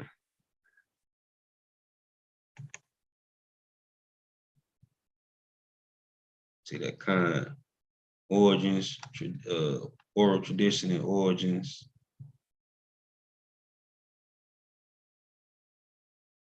The history. Yeah, Bonoman. The kingdom of Bonoman, Brong Afaya. This area was like a area for Mali and Ouagadougou to get like they traded gold from them. It was established as early as the 12th century, between 12th and 16th century. A gold boom in the area brought wealth to numerous Akan during the different phases of the kingdom. Bonoman groups of Akan migrated out of the area to create numerous state based predominantly on gold mining, trading of cash crops. Yeah, so they was part of the empire, like even like the Khan gold mines, one of 3 principal gold fields in the region, along with Bambouk gold field and the Bari gold field. These are all the gold fields that the Kingdom of Mali and Ouagadougou and Songhai used to go through. But it was different people down there. They aren't all the same people. It was in the trade, it was a complex trade. descended south and established different kingdoms in the forest zone of Western Africa. According to scholars, You sound like a line stuttering shit. Different kingdoms. such as Obadeli Cambone, there is phonetic regularity between Akan, Yoruba, and Met-Remenkimi, the language of classical Africa. The Akan, Mande, and Remenkimi culture have many correspondences that are corroborated by divine kingship, totems, and royal regalia. HV1 Damn lie. One analysis of mtDNA markers links the Mande population with classical Remenkimi populations. And the Akan are also autosomal. What's the markers? Related to the Oromo people, more so than Oh my God. I can't believe this dude. Hold on. You don't need the marker. He gave you the name of a group of people. What this source is, it is also attempted to link the expansion of Chadic languages from the Nile Valley with the 5,000 to 4,000 BP dispersal of Ishe. They say such an expansion would account for the historic presence of Afroasiatic speakers in the Lake Chad Basin. Further, there are some other Afroasiatic elements, albeit genetic, which it may be worthwhile to consider in the connection. Two of the most significant exceptions to linguistic genetic correlations found by X. Kofier, 1987. He be using old sources too, for the Fulani of the Sahel and the Ashanti and Ewe of Central West African coast, who clash genetically with modern Afroasiatic speakers. This is such as a wrong. This dude wrong as fuck. Whoever wrote this shit, it's like just a wrong ass scholar. Like he just used this shit, and he never showed the title of what he getting his source from. He just throw out some printout shit or some cutout shit. They're West Africans. The Malinke and the Soninke also have Kemetic EM2 and EM35 subclades that are found in Western Africa. Shit, crazy, making up that markers. also validate this And then he using the marker, like he quick to tell you can't use the markers to identify people. He doing it. He doing it right there. Language families too. He doesn't believe in the language families, but there he uses it. Yeah, he said he using it. Yeah. From the east to the west. The Masi are descendants of the westerly Zagara. And then how the fuck? Hold on, bro. Did he just say the Malinke got EM35? Populations. They are descendants of the Mamprusi princess. Hold on, bro. He tripped. EM35 is like a E3B type shit. And the Akan are also autosomally related to the Oromo people, more so than other West Africans. The Malinke and the Soninke also have Kemetic EM2. Oh, he said they more connect. He said they more related to Oromo than any other West Africans. He crazy. That's where Dashup got his question earlier. Oh yeah, his question. Yeah, that shit is ridiculous. And look, hold on. We'll look up look haplogroup.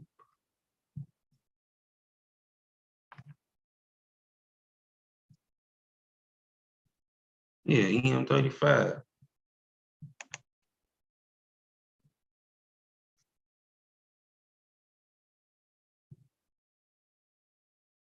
Oh yeah, he wild. He wild for that. He said that the Mende predominantly got EM35. This is mostly like, this is mostly an Afro-Asiatic marker. East Africa, E3B. This shit, you know what I'm saying? Not E1B1A. This what he's saying the Mende got a lot of. He tripped. He just coming up with shit.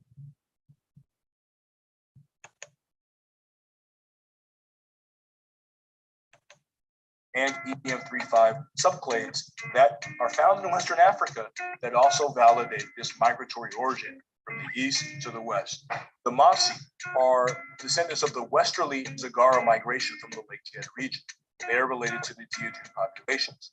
They are descendants of the Mamprusi princess, Yanenga. She is the daughter of the Dagomba sovereigns, Ndega and Naboko. Dagara, which is a made up some shit neighboring language in Burkina Faso, is related to Metremekini and other Paleo-African languages. And Moronaba, in its title, is very similar to the Neb, or the Lord, in ancient Guinea. And there are numerous commonalities in their divine kingship structure, the constitutional protocols of the society, and the electoral council of elders. And this has been compiled by numerous scholars such as Sheikh Anta Diop, Theophilo Benga, and the same scholars. Who have just found so many different similarities between the Masi society and the societies of classical Africa in Kimi and Kush. When it comes to the Wolof, they're also rooted in the Senegala migration wave. Oh my God. The Lambu, the first Jollof, was a descendant of Warjabi and Gola. They're related to Kayor and Teku. Giajanjaye was a descendant of Sal and potentially a Ngara man. And this speaks to who is these people? Fulani, Serer, and furthermore, Berry ancestry that has been compiled by numerous African scholars among the Wolof. When it comes to the orature, the Euro-Diao migration from the Abbey River Valley to the Senegal River Valley is used to validate the Wolof migratory origins, as well as the origins of the Serer and the Fulani people.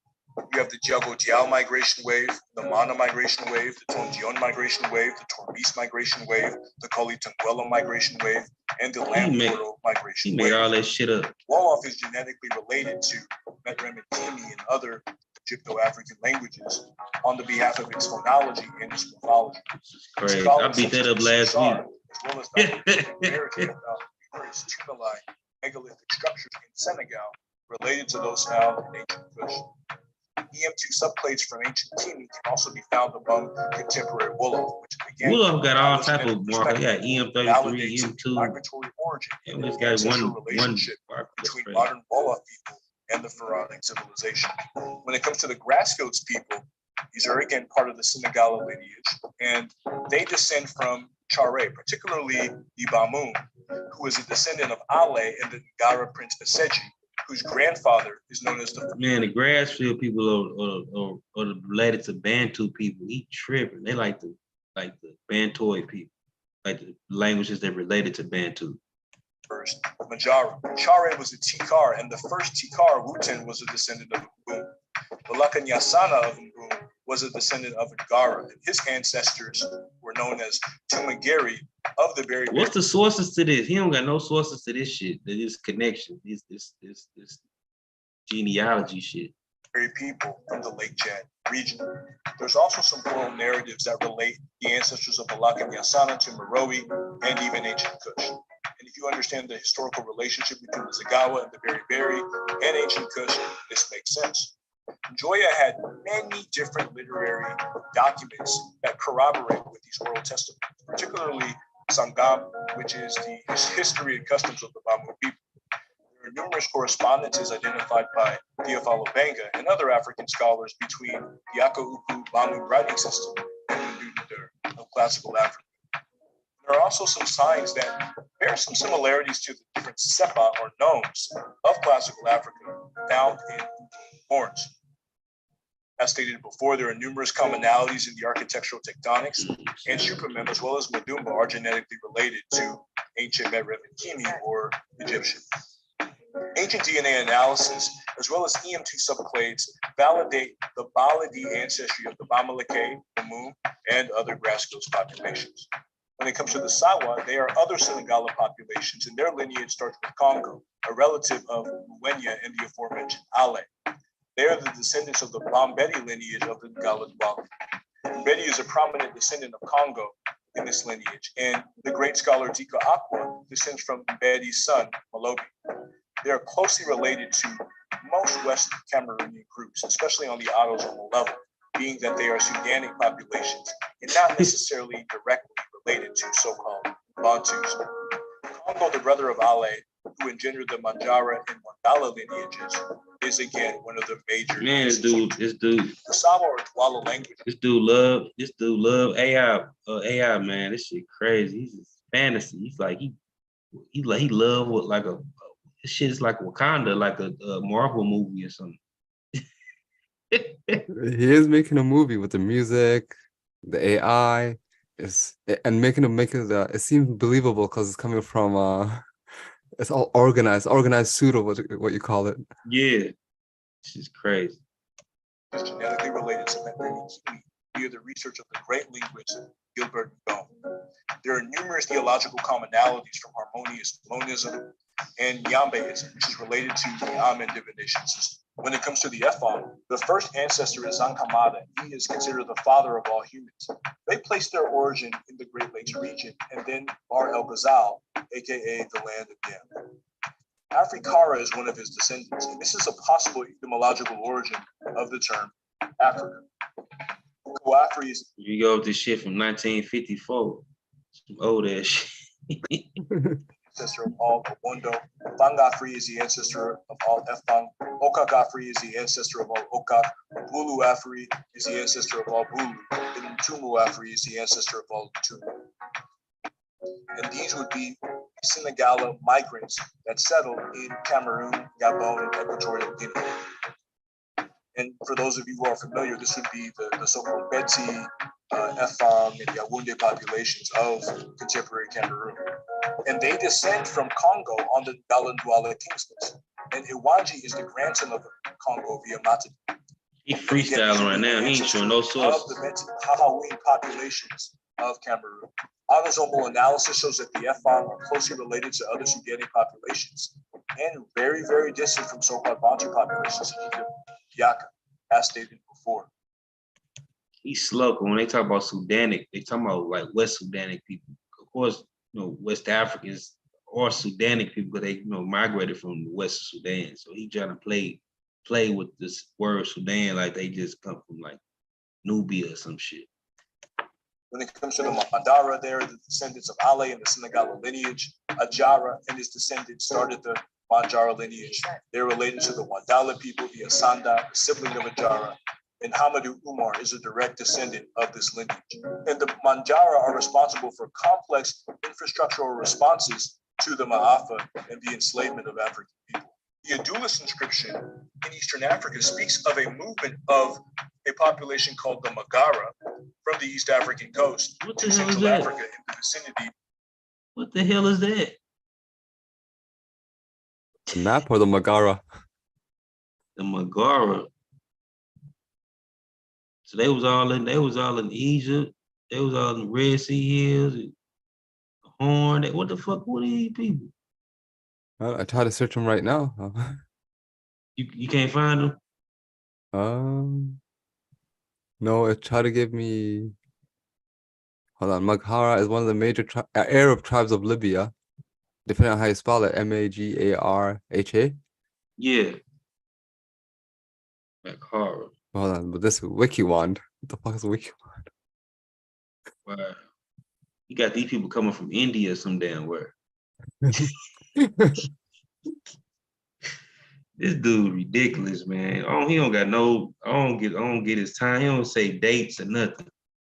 Of the Lake Chad Basin. AM13 phylogeny, as well as ancient DNA analysis, supports these findings. How the hell some haplogroup A come out of India some damn way? What the fuck is he talking about? It's crazy. I thought any A marker was indigenous to Africa, but he got the map going like it's coming from India. And basically affirms that the Mandara and their ancestors, as other neighboring African populations, migrated from the Happy River Valley, Eastern Africa, into Central and Western Africa. Extensive trade existed between Kimi and Kush and the land of Yam, which included populations now in northeast Congo. A statuette of Asar dated to the 7th century BCE was found on the banks of the Lualaba River near the confluence of Kalmengongo. A statue inscribed with the cartouche of Thutmose III. What a statuette! What a statuette! We can't see it. South of the Zambezi River. The Kuba, Luba, and Lunda populations descend from Congo in the Senegala lineage. Some other descendants also include Nima Nzima of Congo, Nsaku Lau of Mbata, Shambul of Kuba, Kalala Ilunga of the Lunda, and Shabinda Ilunga of the Luba. EM2 subclades from the classical Happy River Valley among the Galanjan peoples of Central Africa validate these narratives. Man, he's pseudo as hell with these markers, man. That shit crazy. Now, when it comes to Southern Africa, these populations are the descendants of Mbedi, as well as the Bakushi people who migrated south and produced the Zulu, Shona, and the Ndebele populations. They're part of the Sagara migrations. Nguni and Luzumana are the Bantu migrations, buddy. Descendants of these lineages. Zulu Kamalandela is also a relative of Mbedi. Malunda, son of Mbedi and Princess Mbuya of the Rasmi in Zimbabwe, produced the Lozi populations. The EM2 subclades from Pita and Asikimi, seen in modern Nguni populations, supports this migration history.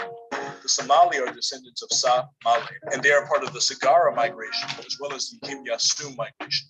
According to the Sagara. Wait, we're part of the Sagara migration? Let's go.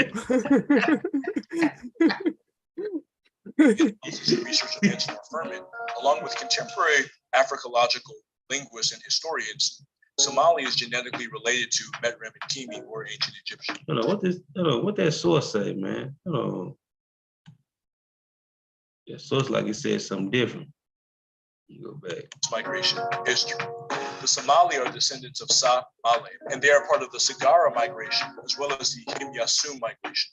According to the analysis and research of Angela Furman, Furman rather sees the kingship between Egypt with the Gala, the Bija, and the Somali, the Romo.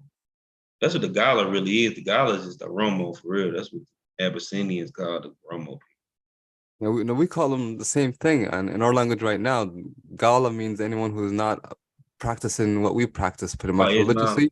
Yeah, and in the back in the day, it would have meant because we love camels, right? So if you didn't have camels, then you became the gala because you're missing out. You don't have it. That's what it means to we us. don't have it. Yeah. Yeah. And they say, as we would say today between the Cushitic languages, this is a scientifically correct perspective. What is still dazzling in 1885 is the mineral farming gives closer attention to the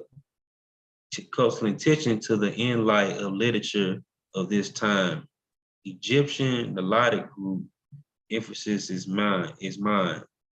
The Nilotic group, by certain particularities, has close link with the Kanari, which is spoken in Borno. Yeah, we know that. With the later item, we write in the chatting. Therefore, for a tenor firm lawyer, anthropologist of enthusiasts, the Egyptologists, the ancient Egyptian language belonged to the Cushitic, Nilotic, Chadic linguistic groups. Some bullshit. But the shit ain't really saying what he even saying. What it say in the light historical linguistics of the after decision works of Cheikh Diop, relationship between Egyptian languages and languages of West Atlantic, SMG and Diop shit. You know, it's crazy. Remix again. Yeah, steady remixing. Along with contemporary Africological linguists and historians, Somali is genetically related to Metrem and Kimi, or ancient Egyptian. And there are also many cultural commonalities between the two civilizations, as seen in some of the material cultures, from the Barcan headrest, the Angol scepter, and the Jedo Shabuk whip. When it comes to the Swahili population, oh shit, he tripping. These are also, and then too, I mean, of course, out of all these damn groups he mentioned, the Somali got the closest to the Egyptians, you know what I'm saying? For like, ancestry and shit like that, and sort of commonality with the Afro-Asiatic shit. But other than that, you know what I'm saying? This dude tripping. Like then he talking about did he say the Somali come from Sagara too? Yeah, the Singala, the migration. Yeah, and now the Swahili come from that. Yeah. These Bantu dudes. This is crazy. And then I got this book right here, man. You see the book? Yeah, the Bantu Africa. Yeah, and it's this Oxford print. And they got like this book got like five different phases. And it showed like the different migrations of Bantu. Like it wasn't just this one big sweep. It's like that's complex as hell too. Yeah. They talk about the Swahili people in there. He just jumbled them up into some Sangara shit. We never even heard of these Sangara people. Penetrated deep into the south portion of the African continent to what is now Tanzania, and they are related to the Somali, Maasai, and Nguni people. Mfalme al-Muli, the pre-Kilwa Swahili ruler, would descend from this lineage. And this also refers to Punt, a classical document, which is corroborated. He didn't say the Swahili people is in the same group as the Maasai. And, man, this dude crazy. Yep. By the study of Yabu, Nashu Paraha's visit to Queen Hatshepsut, and the extensive trade and commonalities. Swahili is genetically related to Metrem Kimi and other Paleo-African languages, as can be seen in some of the body part. Man, Swahili we all know where Swahili come from. Swahili not is that old, bro. That shit is a fucking composite language Bantu based, with some Islamic shit in it, some Persian shit, and probably some Phoenician shit. No, not Phoenician, but probably Indian. Yeah, Indian and Portuguese and shit. You know what I'm saying? Expressions. There's numerous correspondences in architectural tectonics and EM2 and EM35 subclades from classical Africa and Kimi and Kush that are found in modern Swahili populations, firmly establishes these migratory origins and ancestral links. So again, it is very, very clear that from the available archaeological, oral, linguistic, genetic, and historical evidence that we can definitely affirm that the populations of contemporary West and Central Africa have roots in the Happy River Valley civilizations of Kimi and Kush. It has been confirmed beyond any reasonable doubt that this is a fact, and oh my God, use this information to He foster made up a shit. deeper sense of unity, interrelatedness, and collaboration among the populations of the African continent and the diaspora. Because this is important when it comes to developing modern African societies that reflect the mission, the values, and the objectives of our ancestors to be the best versions of themselves and their societies that they could possibly be. That's why this is important. And we should completely resist any and all attempts by adversaries, by bad actors, to separate us using these artificial dividing lines. Because when we apply the pluridisciplinary approach to the evidence that we have at our disposal, it is clear that we are much more united than we are divided. We should start to act like it for the better of Africa today and for the future generations. He just ruined Africa. You know how he ended it? Believe me, it's true. Yeah, this dude just ruined Africa, man. This shit's crazy, man. I can't believe it. I can believe it, but man, that's crazy. It's crazy. I don't know, man. He mixed so much stuff up. It's just like, even who are the Swahili people? When I think about Kenya, and they speak Swahili, there's a couple groups there. Yeah, I know. So then, if you call them the Swahili people, which group is the Swahili people? Swahili. It was a Swahili people, like the Bantu, like a Bantu group. But the language became a lingua franca. You know what I'm saying? Like it became like all throughout the area. You know, but the base original Swahili people were like some type of Bantu group. But now it's spoken all over Africa, and even sometimes I even hear that Kenya has a weak version of Swahili spoken there, where other people speak a better version. Yeah. Trying to see. Bantu. Here we go, right here. It's in this Bantu book. It's a proto Mashariki, which means basically east, which is Eastern Bantu. Like many Bantu speaking communities before, diverged over the course of early first millennia BCE into two sets of daughter communities. The northern set of communities, some scholars refer to Kaskazi, which means north in the Kiswahili. Kaskazi spread first further east into the areas along the eastern and southern sides of Lake Victoria. And the second group and daughter communities of the Kusi, which means south in Kiswahili,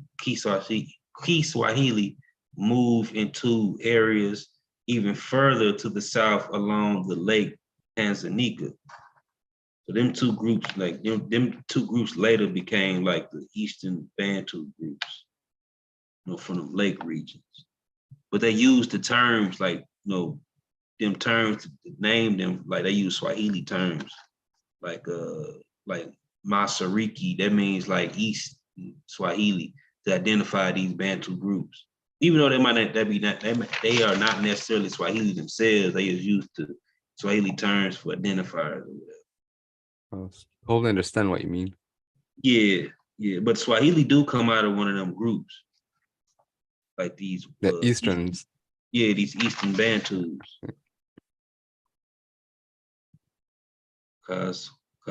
Kaskazi.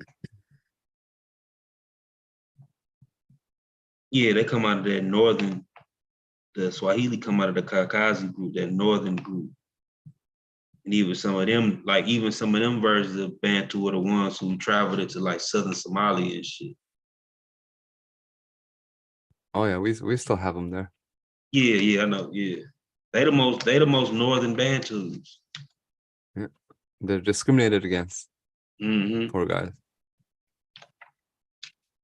They're the most northern Bantus. Shit, crazy. We'll call them Somali now. Okay, they're part of the Somali population, so. And this is when they're left alone, they're the most productive Somali group. They're not trying to fight. They're trying to do the agriculture. They're trying to do they're creative as fuck. Yeah.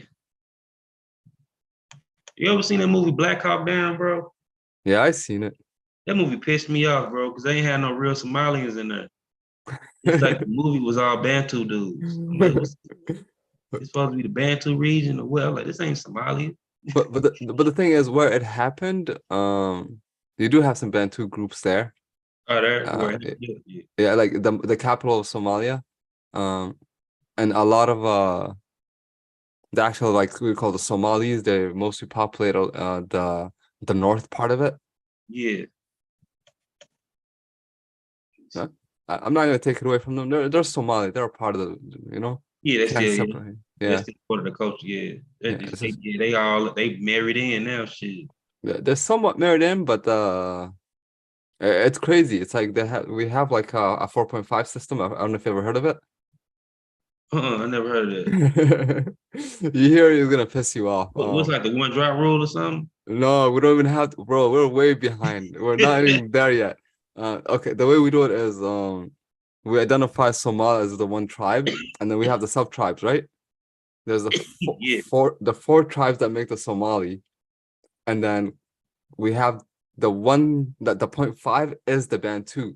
So yeah, the point so four is the Somali and the point five is the Bantu. And then when we talk in our language, the Somali is the four and the Somalian is yeah. the Bantu, meaning like we're named after the country is named after us, but they are named after the country because they live there. So then they become a point five that have no say, no nothing in politics or anything. We're way behind the Western world. Wow. The one drop rule is bro, if your daughter or son marries someone, it's like they're cut off from the family after they get their ass beat. Yeah. They got a lot of work to do. Wow. Like what they marry somebody outside their group. Yeah, your tribe. Even if you marry into another Somali sub tribe, you get there's gonna be a little bit of fight going on. You got to Damn. marry within your tribe, within your sub tribe, and even closer as much as you can. It's so much discrimination happening that a couple 100 years behind. Wow. But the Fulani are used a lot by pseudos to say they're a population that came from Egypt Oh because the yeah. DNA and stuff like that. Yeah. You talking about the Fulani? Yeah, Yeah, they be trying to, they only come from there. They some of they Afro-Asiatic ancestors was in the region, but that wasn't even no Egypt then. That was way before. You know what I'm saying? They come from the Nile. Some of them come from the Nile or whatever. But that's like, the Chadic speakers and some of the Nilo groups and shit that that moved to the west and shit. Basically, Fulani people they was pretty much like a Nilotic, some type of Nilotic Saharian group, like that was related to like the Songhai and the Kanem and all them people, and probably like some type of Chadic or Berber groups that mixed with them. And then when they traveled to the Senegal region, they start mixing with the Serer people, and that's where they actually became Fulani there. You know what I'm saying? So that had a source, man. The Fulani ain't popping up on my computer. I got it on my phone. I got all my shit on my phone. I think next time I'm gonna do a show on my phone. And then this dude, like, it's hard to do a show on his shit because he got so much points and shit. Like you write his shit, he just go over make like he got like a rabbit hole of fucking false information. it's colorful too Yeah, with the music. It's like, oh wow, look at the colors, the pictures, the music, and all the information being thrown at you. yeah, That's what I think. That's what someone like James wanted you to respond to with the pictures and music. yeah, And when you're reading the full details, then to them it's like they mentally check out. I've heard them say a couple times, like I have to see visuals. I have to, you got to entertain me with the information.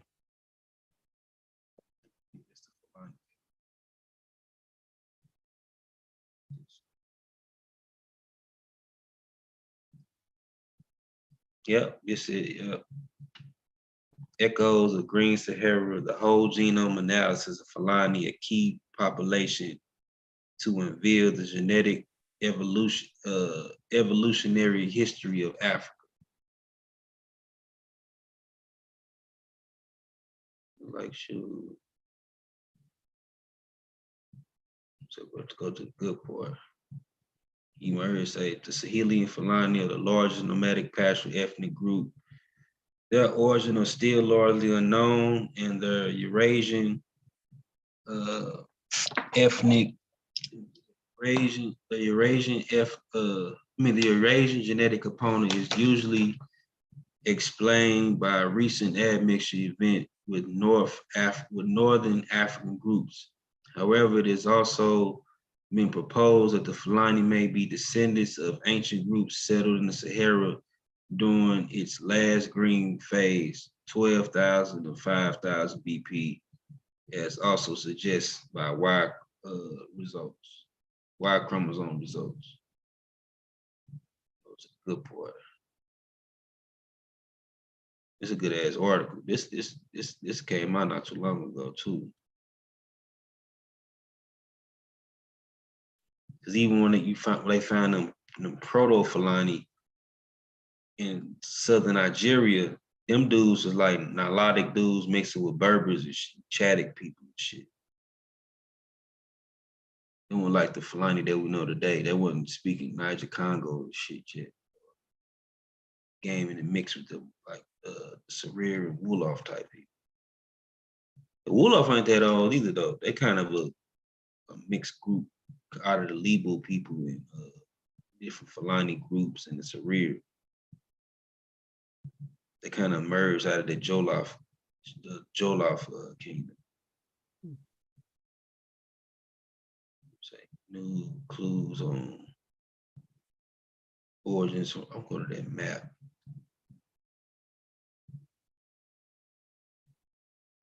There's a lot of different studies that they did. Pattern, share, haplotypes, run.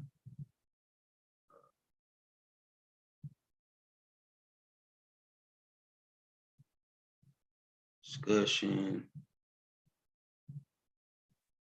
Here we go. It's the map here. So close.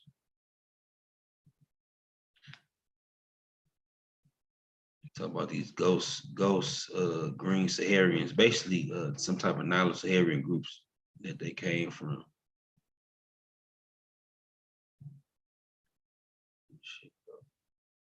Good to see the timeline too. Huh? It's good to see the timeline too, because most of the time they don't share the dates and timeline as people migrate and do the intermixing or the genetic mixing happens. Yeah, they don't do, yeah.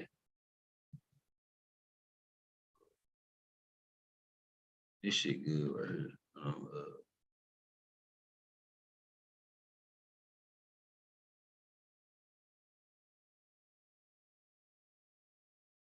So in this scenario, formation of non-sub-Saharan component of Fulani should not be interpreted as simple admixture event between a West African source group and a North African one. On the contrary, we should consider that many different groups inhabited the Saharan area at this time, and the favorable climatic conditions could have allowed relatively continuous gene flow between them, as also suggested the presence of West African ancestry component in the Iberian Maurutians, in addition to the main northeast and northwest and northeast to east routes. Yeah, that's the shit that, and then he was talking about some the skull type in this Fulani. How you gonna have, it ain't just one skull type, these people, all type of people and shit. I mean, like, I ain't gonna lie though, like even like the Fulani did have a certain look, you know, the pastoralist Fulani, whatever. But after a while, you know, once they start intermarrying and converting people, like sedentary people in Niger Congo regions, a lot of them other people started, like, you know what I'm saying, became Fulani too, and they looked all type of ways and shit. The intermixing changes, especially when you migrate to certain areas. Yeah. That's why I'm always like, when the Somali gets mentioned, I'm like, well, people forget about the Nilotic mix they have, the Omotic mix they have, Yeah. the Right. regions they stayed the longest. Mm-hmm. Yeah. Yeah, because Somali, because remember, because even before like during like the Heliocene period, a lot of Somalians, like especially the EM 7-8, like back migrated from like like the Egyptian area coming in from this the Green Sahara region and shit, going back into the Horn of Africa. Yeah, that's where they hit the Nilotic. I think that's the paternal line, right? And then they come down, Nilotic Yeah, woman, the kids go down, Omotic woman, and then yeah. just chill in the area. I'm always wondering who the hell pushed out the Khoisan. The Khoisan was in the area before then, right? Or near the Uh, region. yeah, no, that was that was a little further. I think the Sidaway was in that region too. The eastern Khoisan, which makes it Sidaway, whatever. But the people who had contact with them was the South Cushitic people. Like So they are they, from the South. so they intermixed with them and pushed them down. Yeah. Yeah, they the ones who taught them pastoralism and shit. Even according to Christopher Everett in his book, he say like even in the South Cushitic languages, they picked up the number system of the Khoisan themselves. Mm. Shit amazing. I don't know if you've ever seen the movie The Gods Must Be Crazy. Is that the one? Yeah, Oh, yeah, That's Khoisan people, right? yeah. Uh, the plane flies by, the bottle drops, and he's like, damn, the gods must be drinking again. Yeah.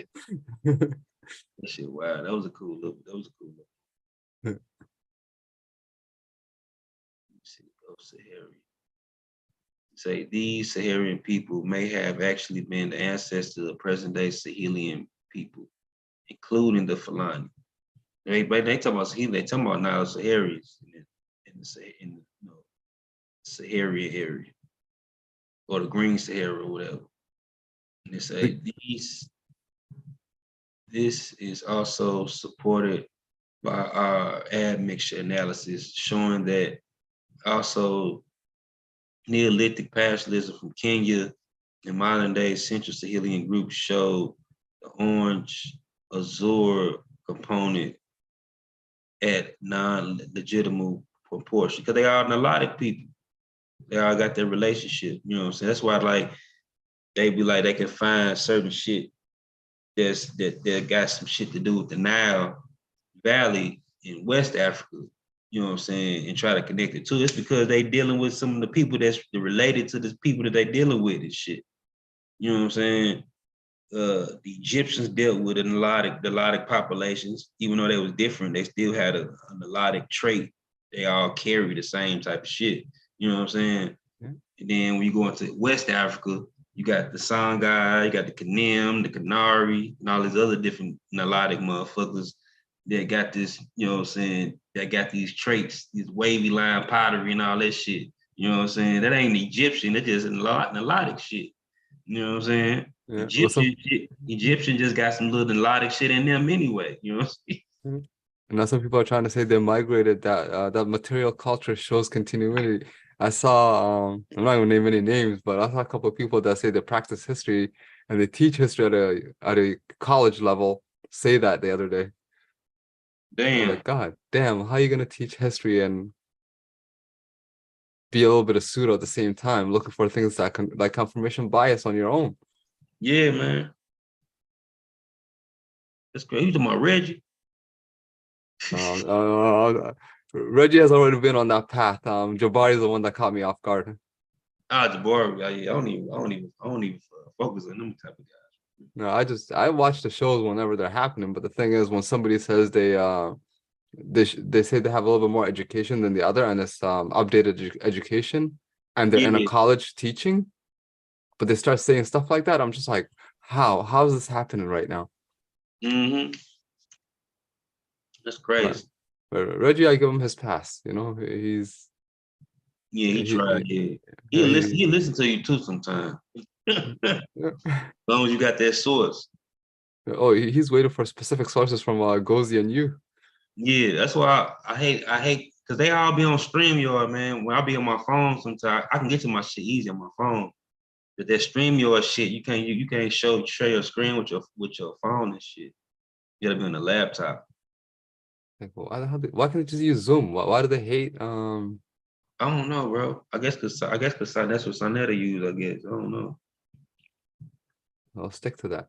And I'm not even a Zoom user. I see Zoom as like something that I get forced to use at work. I love my Discord. You can share a screen, same thing and everything. Yeah. Yeah, I like Discord too. I wish they had a feature where you could share your screen on your phone and shit. That's what I just wish. Oh, sure, you can? I didn't know that one. No, you can't do it from your phone. Not from my phone. I mean, unless you gotta have an app or something. I do have the app downloaded. But I haven't tried it on the phone. I've done it on the computer most of the time. Yeah. You say, moreover, the absence of blue component, the modern Nilo-Saharan groups from both Central and Eastern Sahel further confirms the hypothesis, since it has been proposed that the Nilo-Saharan languages were much more widespread in the Green Sahara region during the last human phase, to be replaced by Afroasiatic languages only in more recent times. They talking about must be talking about like the Chadic languages, and then some Berber languages coming. You got some Songhai people that speak a Berber type Creole, and then you can, of course, later on, the Arab language came in because the Arab is Afroasiatic languages too. Influenced a lot of people too with their religion. As the religion comes in, they influence the language aspect big time. Yeah. You talking about Nilos or Afroasiatic? And the Afroasiatic, as Islam came in too. Oh yeah, Eventually. Oh yeah. Say, in the context, it is also worth noting that the recent whole genome study further confirmed the presence of shared ancestry between Fulani and Afroasiatic speakers from East Africa. Interestingly, it has also been proposed that the Green Sahara area, more precisely the Lake Chad basin occupied by Mega Lake Chad at the time, also homeland of Niger Congo, the language currently spoken by the Fulani around 7,000 years ago, intriguingly responding to the possible time estimate that the Fulani non-Sub-Saharan African components. Thus, language then spread westward, eastward to a lesser extent, replacing pre-existing languages. The extent genetic ancestry composition of the Ghost Saharian population cannot be assessed with ancient individuals from the area at that time. However, on the basis of African data currently available, we can propose that they were genetically similar to the late Neolithic Moroccans were analyzed, although the group already showed the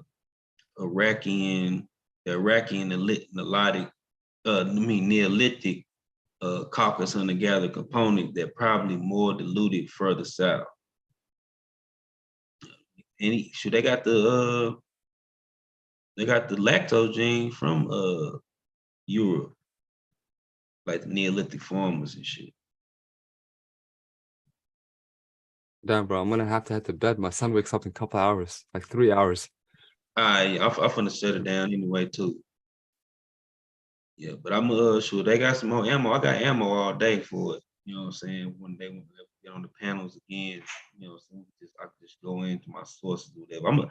But my next show, I'm gonna do like a more of a specific topic, focus on a specific topic, so my next show or whatever. So with some pictures for the the simple folks. Yeah. I'm gonna get some coloring books, crayons out for them and all that. All right, brother. All right, peace, Bro. man. Great show, bro. I hope you have a great night. I appreciate it. All right, peace.